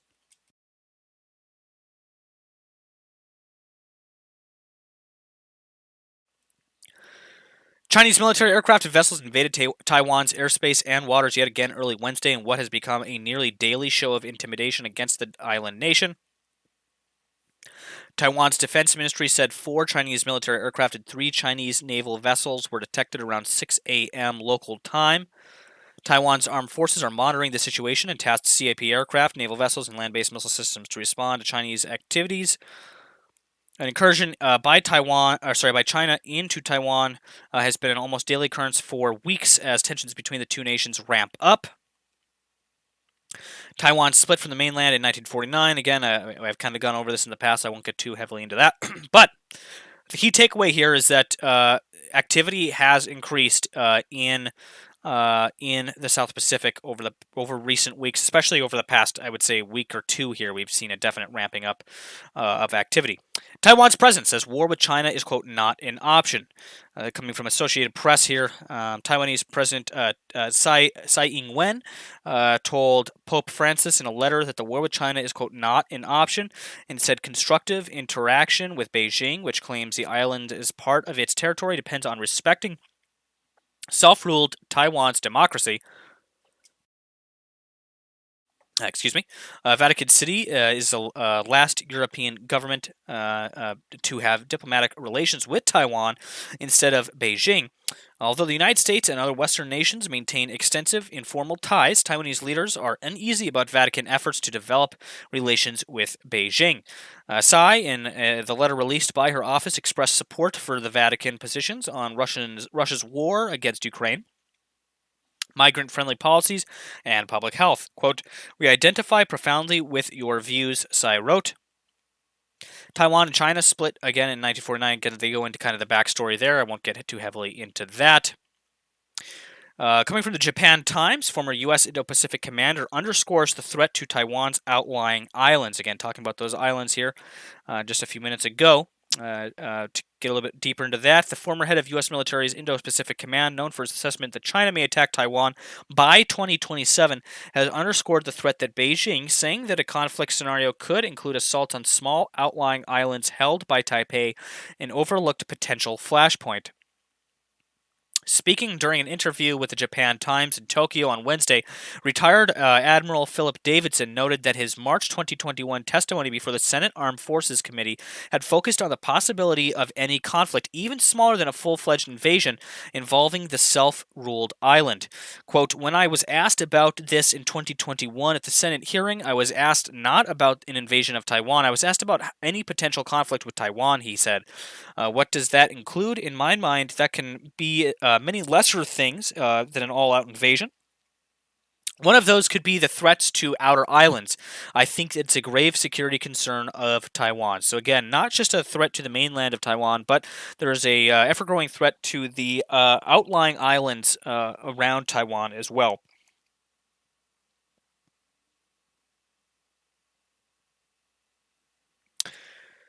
In a post here coming from Taipei Times, the U.S. is preparing for Speaker's visit to Taiwan. I know last summer we saw Nancy Pelosi go to Taiwan, and now we're going to be seeing another U.S. House of Representatives Speaker, Kevin McCarthy, to visit Taiwan later this year. U.S. administration officials anticipate McCarthy would visit Taiwan sometime in the spring. McCarthy had previously pledged to visit Taiwan if he became House Speaker. He was elected Speaker earlier this month. He had also said that he would have liked to join the then U.S. House Speaker Nancy Pelosi's delegation when they visited Taiwan in August of last year. Pelosi's 19-hour visit to Taipei marked the first time in 25 years that a sitting U.S. House Speaker visited Taiwan. Beijing ramped up incursions and launched large-scale military drills around Taiwan following Pelosi's visit. When asked in an interview last week with the Associated Press if McCarthy should make good on his pledge to visit Taiwan, Representative to the U.S. Hisao Bai Kim said that that will be, quote, his decision. Quote, "But I think ultimately the people of Taiwan have welcomed visitors from around the world," she said, adding that Beijing has no right to decide or define how we engage with the world. So that's basically kind of a wrap up of the Chinese Taiwan situation and any reports I have to give for that this week. Another article I hear had about the M1 Abrams tanks that the U.S. are sending to Ukraine. Again, they're saying basically, there's significant upgrade in the arming of Kyiv, but it will not make any difference to the next phase of the war. And I agree with this assessment. And the reason being is it's going to take months and months for the Ukrainians to be trained on the Abrams. And this next phase of the war is basically starting now. If not, over the next few weeks here, we're going to see again this I would say not second, but this next phase of the war take off in Ukraine. Again, I keep reiterating that there's a definite possibility of Moscow initiating a significant escalation here, so to speak. In order to, basically making a big move here in order to regain kind of the initiative here in the war. I do think there's a possibility that we will see something like that in the coming weeks, possibly, over the next month or so here. And so that's something we're going to have to keep our eyes on. And these, everything from the Bradley fighting vehicles to these Abrams tanks, these Leopards, they're not going to come into play until much later in the year. I would say possibly early summer is, maybe late spring, early summer is when we're going to see these actually, hitting the battlefields, possibly even later than that, because I believe it takes up to 6 months to train on the M1 Abrams. It's going to take months for them to get those supply chains in place to support those Abrams tanks. There's not just supply chains for the Abrams, but there's also supply chain for those Leopard tanks, for the Bradleys, for all this equipment that they're sending over. And so it will take time for them to get crews trained up, to get the supply chain in place, and it might not be for a while that we see them actually active in the combat theater of Ukraine. Again, coming from the Hill, talks about Ukraine will now push for F-16 fighter jets. We talked about this earlier in the show, so I don't have too much more to add to this. But it's possible that we will see eventually down the road here U.S. aircraft head into Ukraine. And if you think that the M1 Abrams have a long training time, U.S. military aircraft are going to take forever to train. To train in on, for those for the Ukrainian forces. So, I mean, if you see F-16s, even if they're sent to Ukraine, tomorrow, we wouldn't see them used in combat for months and months and months. Maybe not even until later this year at some point. Maybe fall, late summer, fall, probably even further. I would imagine. I mean, again, I'm not an expert on military equipment and the training therein, but from what I've gathered, it would take some time for them to train. To train those forces. Moving on to some cyber news from the past week.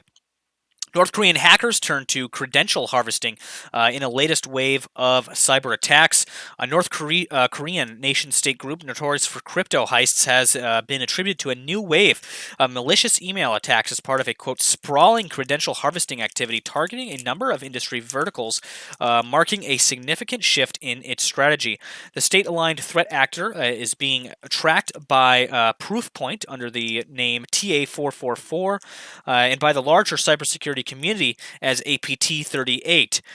Blue Noroff, Copernicium, and Stardust Chololima. T44 is utilizing a wider variety of delivery methods and payloads alongside blockchain-related lures, fake job opportunities, and prestigious firms, and salary adjustments to ensnare victims, the enterprise security firm said in a report shared with the Hacker News.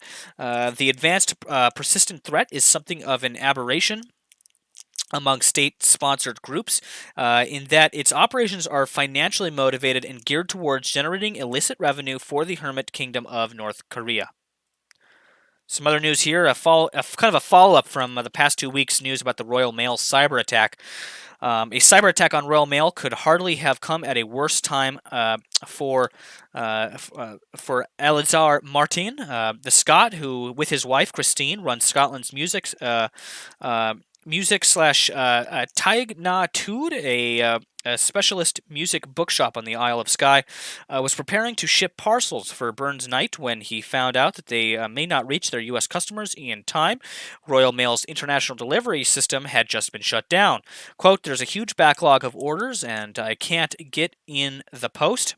He said. Martin is one of many business owners left seething 2 weeks after the Royal Mail first emailed customers warning of a cyber incident and encouraging them to temporarily hold any export mail items. Concerns only deepened a day later when it emerged that its computer system had been targeted by prolific hacker group Lockbit, demanding a ransom payment from the company. Businesses are still wondering when they will can resume sending packages abroad through Royal Mail, has restarted the exports of some parcels. Small retailers in particular, which are less likely to have factories and warehouses outside the UK, have borne the brunt of the impact from the cyber attack, which is also preventing ordinary Britons from sending packages abroad. It comes after they have had to contend with disruption from the ongoing strike action by Royal Mail staff. Some other news here. Baltimore schools failed to fully act on cyber security recommendations before a cyber attack occurred. Baltimore County Public Schools failed to act on several state recommendations to help mitigate cyber attacks before attack disrupted school operations and cost the school system millions of dollars in damages and repairs, according to a report from a state inspector general. The BCPS was hacked using a phishing email in November of 2020, a process that disrupted the school system's website and remote learning programs for several days, according to the report from the Maryland Office of Inspector General for Education. Lesson to be learned from this is listen to your cybersecurity officials, listen to memos that are put out by cybersecurity entities, and listen to them, and take precautions against these sort of attacks. So again, that wraps up tonight's news cycle for this week's intelligence report. For everybody that has asked a question on the live stream over the course of the entire live chat, if you want to go ahead and repost that question in our live chat. If you sent us a comment in the live chat with a question, go ahead and send them again. And I'm going to go ahead and we'll get right into a little bit of a Q&A here. In fact, I think I can get chat up on stream here, actually. We could take a look at it. I'm pretty sure I have the ability to do that. Chat box. I think I already had one.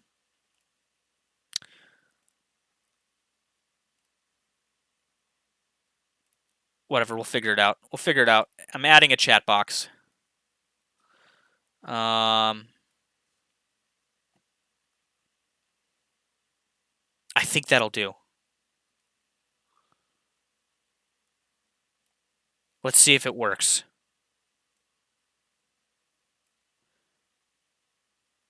So far, I don't see anything popping up. So this might be something I might have to wait on for the next stream. I should have done that. I was planning to do that originally, but I didn't get a chance to get that added in. Anyway, we have a few questions here from viewers here that I'll start getting right into. Shake the Hand says, does escalation mean using DU rounds, depleted uranium rounds? So, I mean, are you asking, do the use of depleted uranium rounds constitute an escalation? In Russia's eyes, apparently it does. That's what they're saying now, is that it does indeed constitute a escalation. One could say that, yeah, I mean, there's obviously a downside to using those depleted uranium rounds. They are dirty. They are radioactive when it comes down to it. Not in the same way that an actual nuclear dirty bomb would be dirty.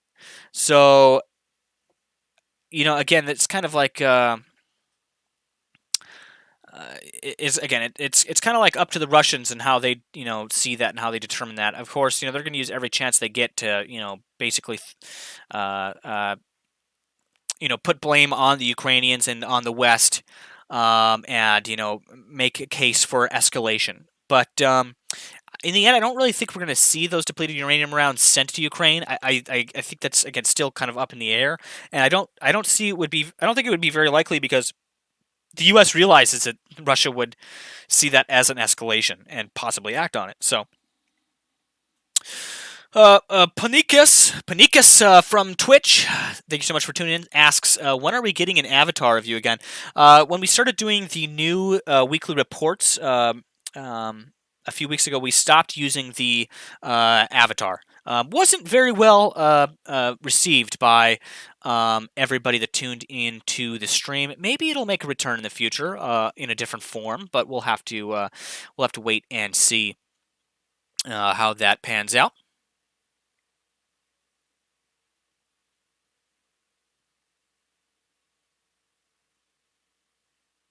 Fallen Ray says, according to the Center of Strategic and International Studies, the U.S. defense industrial base is not adequately prepared for the international security environment that now exists.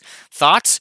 I would agree that we are in an escalating environment, so to speak. We have seen an escalation in the threats posed to the U.S. Over recent years, especially in the last year or so, as the war in Ukraine has started to develop, and not just that, but as things have started to heat up in the South Pacific. I would say that when it comes down to like those shortages of munitions, there definitely is an issue there that we need to address. We have provided a lot of funding and a lot of equipment to Ukraine, and we're kind of split between a rock and a hard place when it comes to China, Taiwan, and Ukraine, and that could definitely be a problem when it comes to equipment shortages and stuff like that. Tony Wilson says nobody expects the North Korean hackers. I mean, I actually would say that that's not very true. Some of you might remember the Sony hacks that occurred. God, that must have been 2012, or might have even been a little earlier than that, or later than that. I forgot exactly what year that was. But North Korea has been quite notorious for for cyber attacks, as well as multiple Russian state cyber actors as well. The Russians and the North Koreans are who we usually see carrying out attacks like that. The Iranians once in a while. China not so much, surprisingly, but I think they'll eventually become more active in cyber conflict, so to speak, in global cyber conflicts.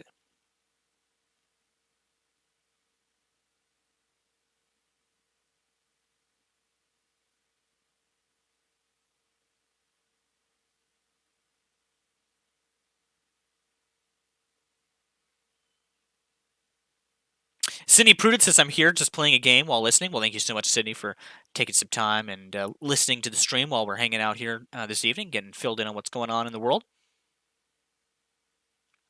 Shake the Hand says, please show where the Kinmen Islands are located.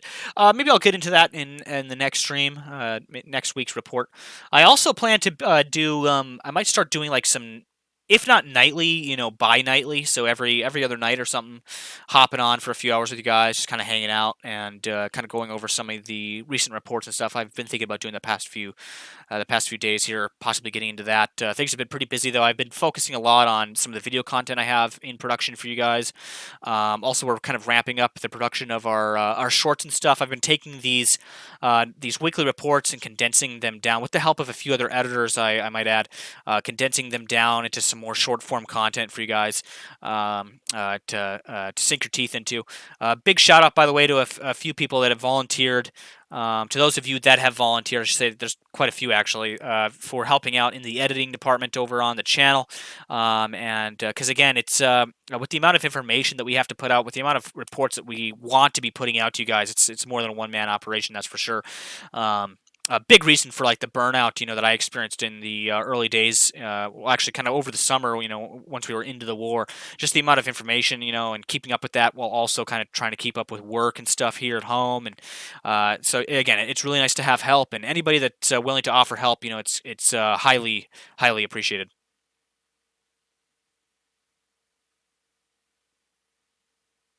Tony Wilson says President Z lashing out because of how many people he's losing to COVID. Z has had to compromise pretty significantly recently. That's very true. They went from having that zero tolerance stance with COVID to all of a sudden, COVID being like completely swallowing up China. I think it was something like 80 million people had it last time I checked it. That number could be different now, but they've definitely gone through a tidal wave of infection there in China in recent weeks. And yeah, he is dealing with some backlash from not only his own people but the international community for how he's handled that situation.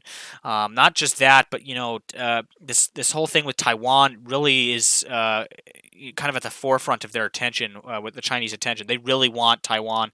Of course, we've talked about kind of the situation with chips and production, of chips in both Taiwan and in the U.S. and in China.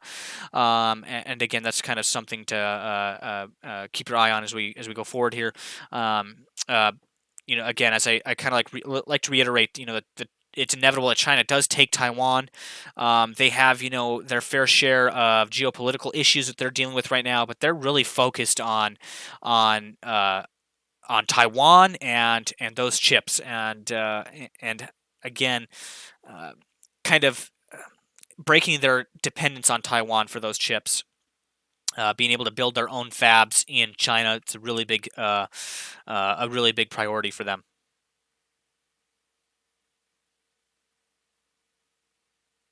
Rakasan says, unconfirmed that Putin may have suffered a stroke due to a new video of him.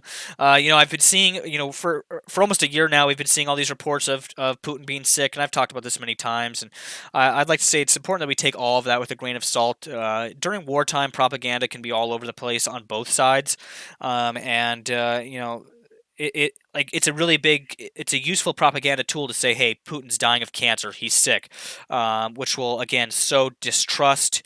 It'll sow uncertainty amongst his own people, right? And so again, I wouldn't say that anything like that is confirmed. There's been people saying he has Parkinson's, saying he has cancer, all these different things. It's very well possible. I wouldn't put it past him. He is 70 something, but at the same time, again, there's been no confirmation of anything like that. And so it's like, if he is sick, we'll never get confirmation on it until he dies. especially during wartime. And if he isn't sick, it's very hard to know if he isn't either. Because again, propaganda is a very powerful tool. Tony Wilson says, I was kind of joking about the North Koreans. And Nemico, do you think we might eventually see Ukraine striking into Russia to eliminate missile threats? Well, we have seen some limited partisan strikes in Russian territory, and I think we could see a dramatic increase in those possibly going forward. Again, I mentioned earlier Popular Front's video they did on Russian partisan attacks. Highly recommend you guys go check that out. Um, uh, Again, that's over on the Popular Front YouTube channel. I might link to it at some point here. Maybe we'll show it on next week's report. I'll talk a little bit about that. But it's possible that we could see them reaching out into Russian territory, maybe even eventually Belarusian territory if there's continued missile attacks from Russian proper and Belarus proper. It's possible we might see that. I mean, it would be in a very limited form. They would be attacking those missile sites, those sites where they are launching attacks directly on Ukrainian territory. Fallen Race says, looking forward to the future of Nemico Network. Thank you so much, Fallen Race, for tuning in this evening. LJ Boone, thank you so much for tuning in this evening. Said I liked and shared. Punicus says, yes, hang with us. Yes, I plan on it. I'll be doing a lot more of that here in the coming days. Tony Wilson asks, how much of Russian and or Chinese hacking is human engineering? You mean social engineering? I would say maybe a little bit of that. A lot of it is like infrastructure breaching and stuff like that, which again comes with a little bit of social engineering. Tony Wilson says, seems like China has been trying hard to embed malicious software and hardware into their exports. Yeah, I mean, we see that going right back to like things like TikTok, Huawei, all this stuff that occurred, with that. And again, I think there's probably a lot more of that we don't already realize. That sort of stuff we definitely have to keep a close eye on. We have to stay vigilant on because again, I mean, you just look at with TikTok and what happened with Huawei. That's a huge security risk for the U.S. and I mean for the West in general, not just the United States, but. Abram Avery asks, Nemico, why do you think Russia placed anti-aircraft weapons on important buildings all around Moscow? Maybe intelligence on an upcoming attack. I've heard about that as well. We've seen a lot of reports about that over the past week or two. This is to be expected during wartime. It's always possible for the Ukrainians to launch attacks on Russian territory. Like via missiles and drones, etc. And there's also Moscow is worried about partisan attacks as well, as I just mentioned. So this is something to be expected. If you look in Kyiv, if you look in almost any major city in Ukraine, you have some sort of defense systems that are in place. And again, it would be dumb for the Russians not to have some kind of defense systems in place, like in places like Moscow, around their capital buildings and stuff like that. It would be a huge hit to the Russians if Ukraine was able to launch a strike against them. So that's why we're seeing that now. I'm surprised we didn't see a lot more of that earlier in the war. It could be a sign of maybe intelligence on an upcoming attack, but I don't want to say anything as concrete. Patrick Kingham with an excellent question asking, do you think there will be a world war? I hope and pray every day that there isn't, because any type of world war would most likely end up going nuclear, which we want to avoid. Possibility for limited global conflicts to unfold, things like a kinetic war on the ground in Taiwan, things like maybe a more protracted war in Europe, possible. Again, I don't like to say anything is definite, but the possibility of something like a world war, like what you mentioned, we're at the highest, possibility of that now than we have been since World War II. So we are definitely in a tricky, a tricky situation, so to speak. Sydney Prudence says, going to sleep, but as always, thank you for all you do. Thank you so much, Sydney, for stopping by this evening. The account, Kayuka, aka, says in the chat, the ISW assesses that the pantsir on top of the buildings is more for propaganda reasons to rally the populations against Ukraine.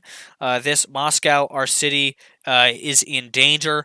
It could be, that's another side of things. It could be all a tool for propaganda. Again, it's kind of hard to tell. As I said earlier, though, it would be dumb for the Russians not to have some kind of defensive systems in place against a Ukrainian attack. But as is their usual method of operation. Like they really like to feed into propaganda. That's like their big weapon. Russia's biggest weapon, I would say, by far, is propaganda, next to nuclear weapons, of course. But uh, propaganda is a huge tool for Russia as they wage war. So, and it always has been. And so, again, yeah, I wouldn't put it past him for that to be a possibility. He also adds, the Institute of Study of War mentioned the Pantsir thing about 2 days ago or so. That's when we started seeing all of the images of those defensive weapon systems in place on buildings around Moscow and other places in Russia. Closing up our Q&A tonight, we have our poll this evening, which again asked, do you think German tanks will have an effect on Russian forces? A whopping 140 of you guys went and voted in that poll. Thank you so much. A overwhelming 70% of you said that German tanks will indeed have an effect on Russian forces. 30% of you said no to that. I'll go ahead and end that poll right now for any of you guys that want to see that in the live chat. So again, yeah, it does look like the majority of you do think that those German Leopard 2 tanks will indeed have an effect on Russian forces in Ukraine. With that, we wrap up tonight's weekly intel report. For those of you that are just tuning in or that missed the majority of this report, it will be uploaded to the YouTube channel in the coming hours, as well as the condensed versions and shorts that will be uploaded over the course of the week. So stay tuned for those if you want to rewatch it or say you missed certain parts. We'll be putting the most important tidbits up on the channel over the course of this week. Again, thank you to everybody that tuned in tonight. It's always awesome having you guys stop by and taking some time out of your day to get filled in on what's going on in the world, what's going on in Ukraine, what's going on in the South Pacific, etc. Make sure to like, subscribe. Again, subscribing best way to support the channel. Also, is the only way to get access to our live chat. Comment and share this stream. Sharing this stream really helps a lot of other people find this reporting. As YouTube no longer notifies people of our streams and videos, and we're kind of in I would say, a shadow ban, so to speak, here on YouTube. They don't like to, again, show our stuff in the recommended and the home pages, etc. So really the only way for us to get this information out to people is for you guys to do the footwork and to share these streams, share these videos. So again, if you like this content, share it out. It helps other people find these videos, find these live streams, and find these reports. For all of you that are following along on Twitch, for tuning in on Twitch, thank you so much. I love my Twitch community. If you guys followed, anybody that followed today, thank you so much for following. If you haven't yet, hit that follow button. Best way to get notifications when our streams go live on Twitch. For those of you that don't know, we do dual stream on Twitch and YouTube. So if you don't like YouTube, or if you'd rather watch on Twitch, you can do that. Vice versa.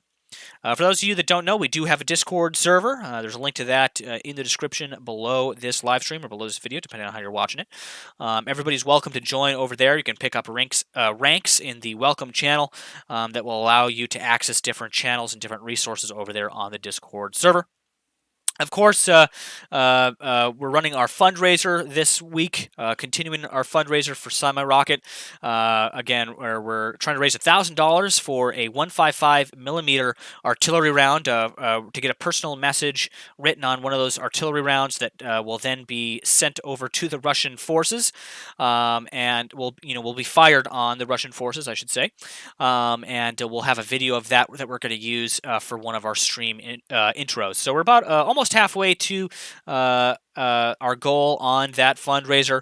Their fundraiser in whole is to raise, you can see on screen here in the top right, $2 million. They're currently at $1.278687 million for that fundraiser. Best way to donate to the fundraiser is to, there's a link in the pinned comment in the live chat, or I also put a link to it in the description below this live stream. Directly, a direct way to donate to the fundraiser. You can also donate via super chat, etc. But again, YouTube kind of takes a little bit of a percentage off the top of that, so it's always better to donate directly. We'll be back here next Wednesday, 8 p.m. Eastern Standard Time. That's when we do our weekly live reports. Is every Wednesday, 8 p.m. Eastern Standard Time, guys. So make sure to mark your calendars for that. Again, YouTube has a hard time notifying any of our subscribers. They don't really send out notifications for us anymore. So the best way, again, for you to see when we're live is check back here on the channel or check the Discord, because I like to announce prior to going live. But again, 8 p.m. Eastern Standard Time every Wednesday we do these live reports, and my plan is I'm going to start doing, I'll start hopping on during our 24/7 Intel reports and doing some vocal reporting as well for those. We do have our China / Taiwan 24/7 Intel stream, which has live cameras from Taiwan, and data coming out of Taiwan live. We also have our Ukraine monitoring open source intelligence stream, which we've had since the start of the war. 24/7 shows cameras and data. Those streams will be going up later this evening after I'm done processing this live report and getting that uploaded. Shake the Hand says, Nemico Network, please make the next avatar with a face of Dasha. I don't think my avatar system will allow me to use cats, but I could try. We could always try. Uktin, thank you so much for stopping by. Fallen Rays, thank you so much for stopping by. Dirk, Kayuka, Abram, Tony, LJ Boone, all you guys. Speedy Squirrel, everybody that's in the live chat, thank you guys so much for stopping by this evening. As always, ladies and gentlemen, you are watching Nemico Network.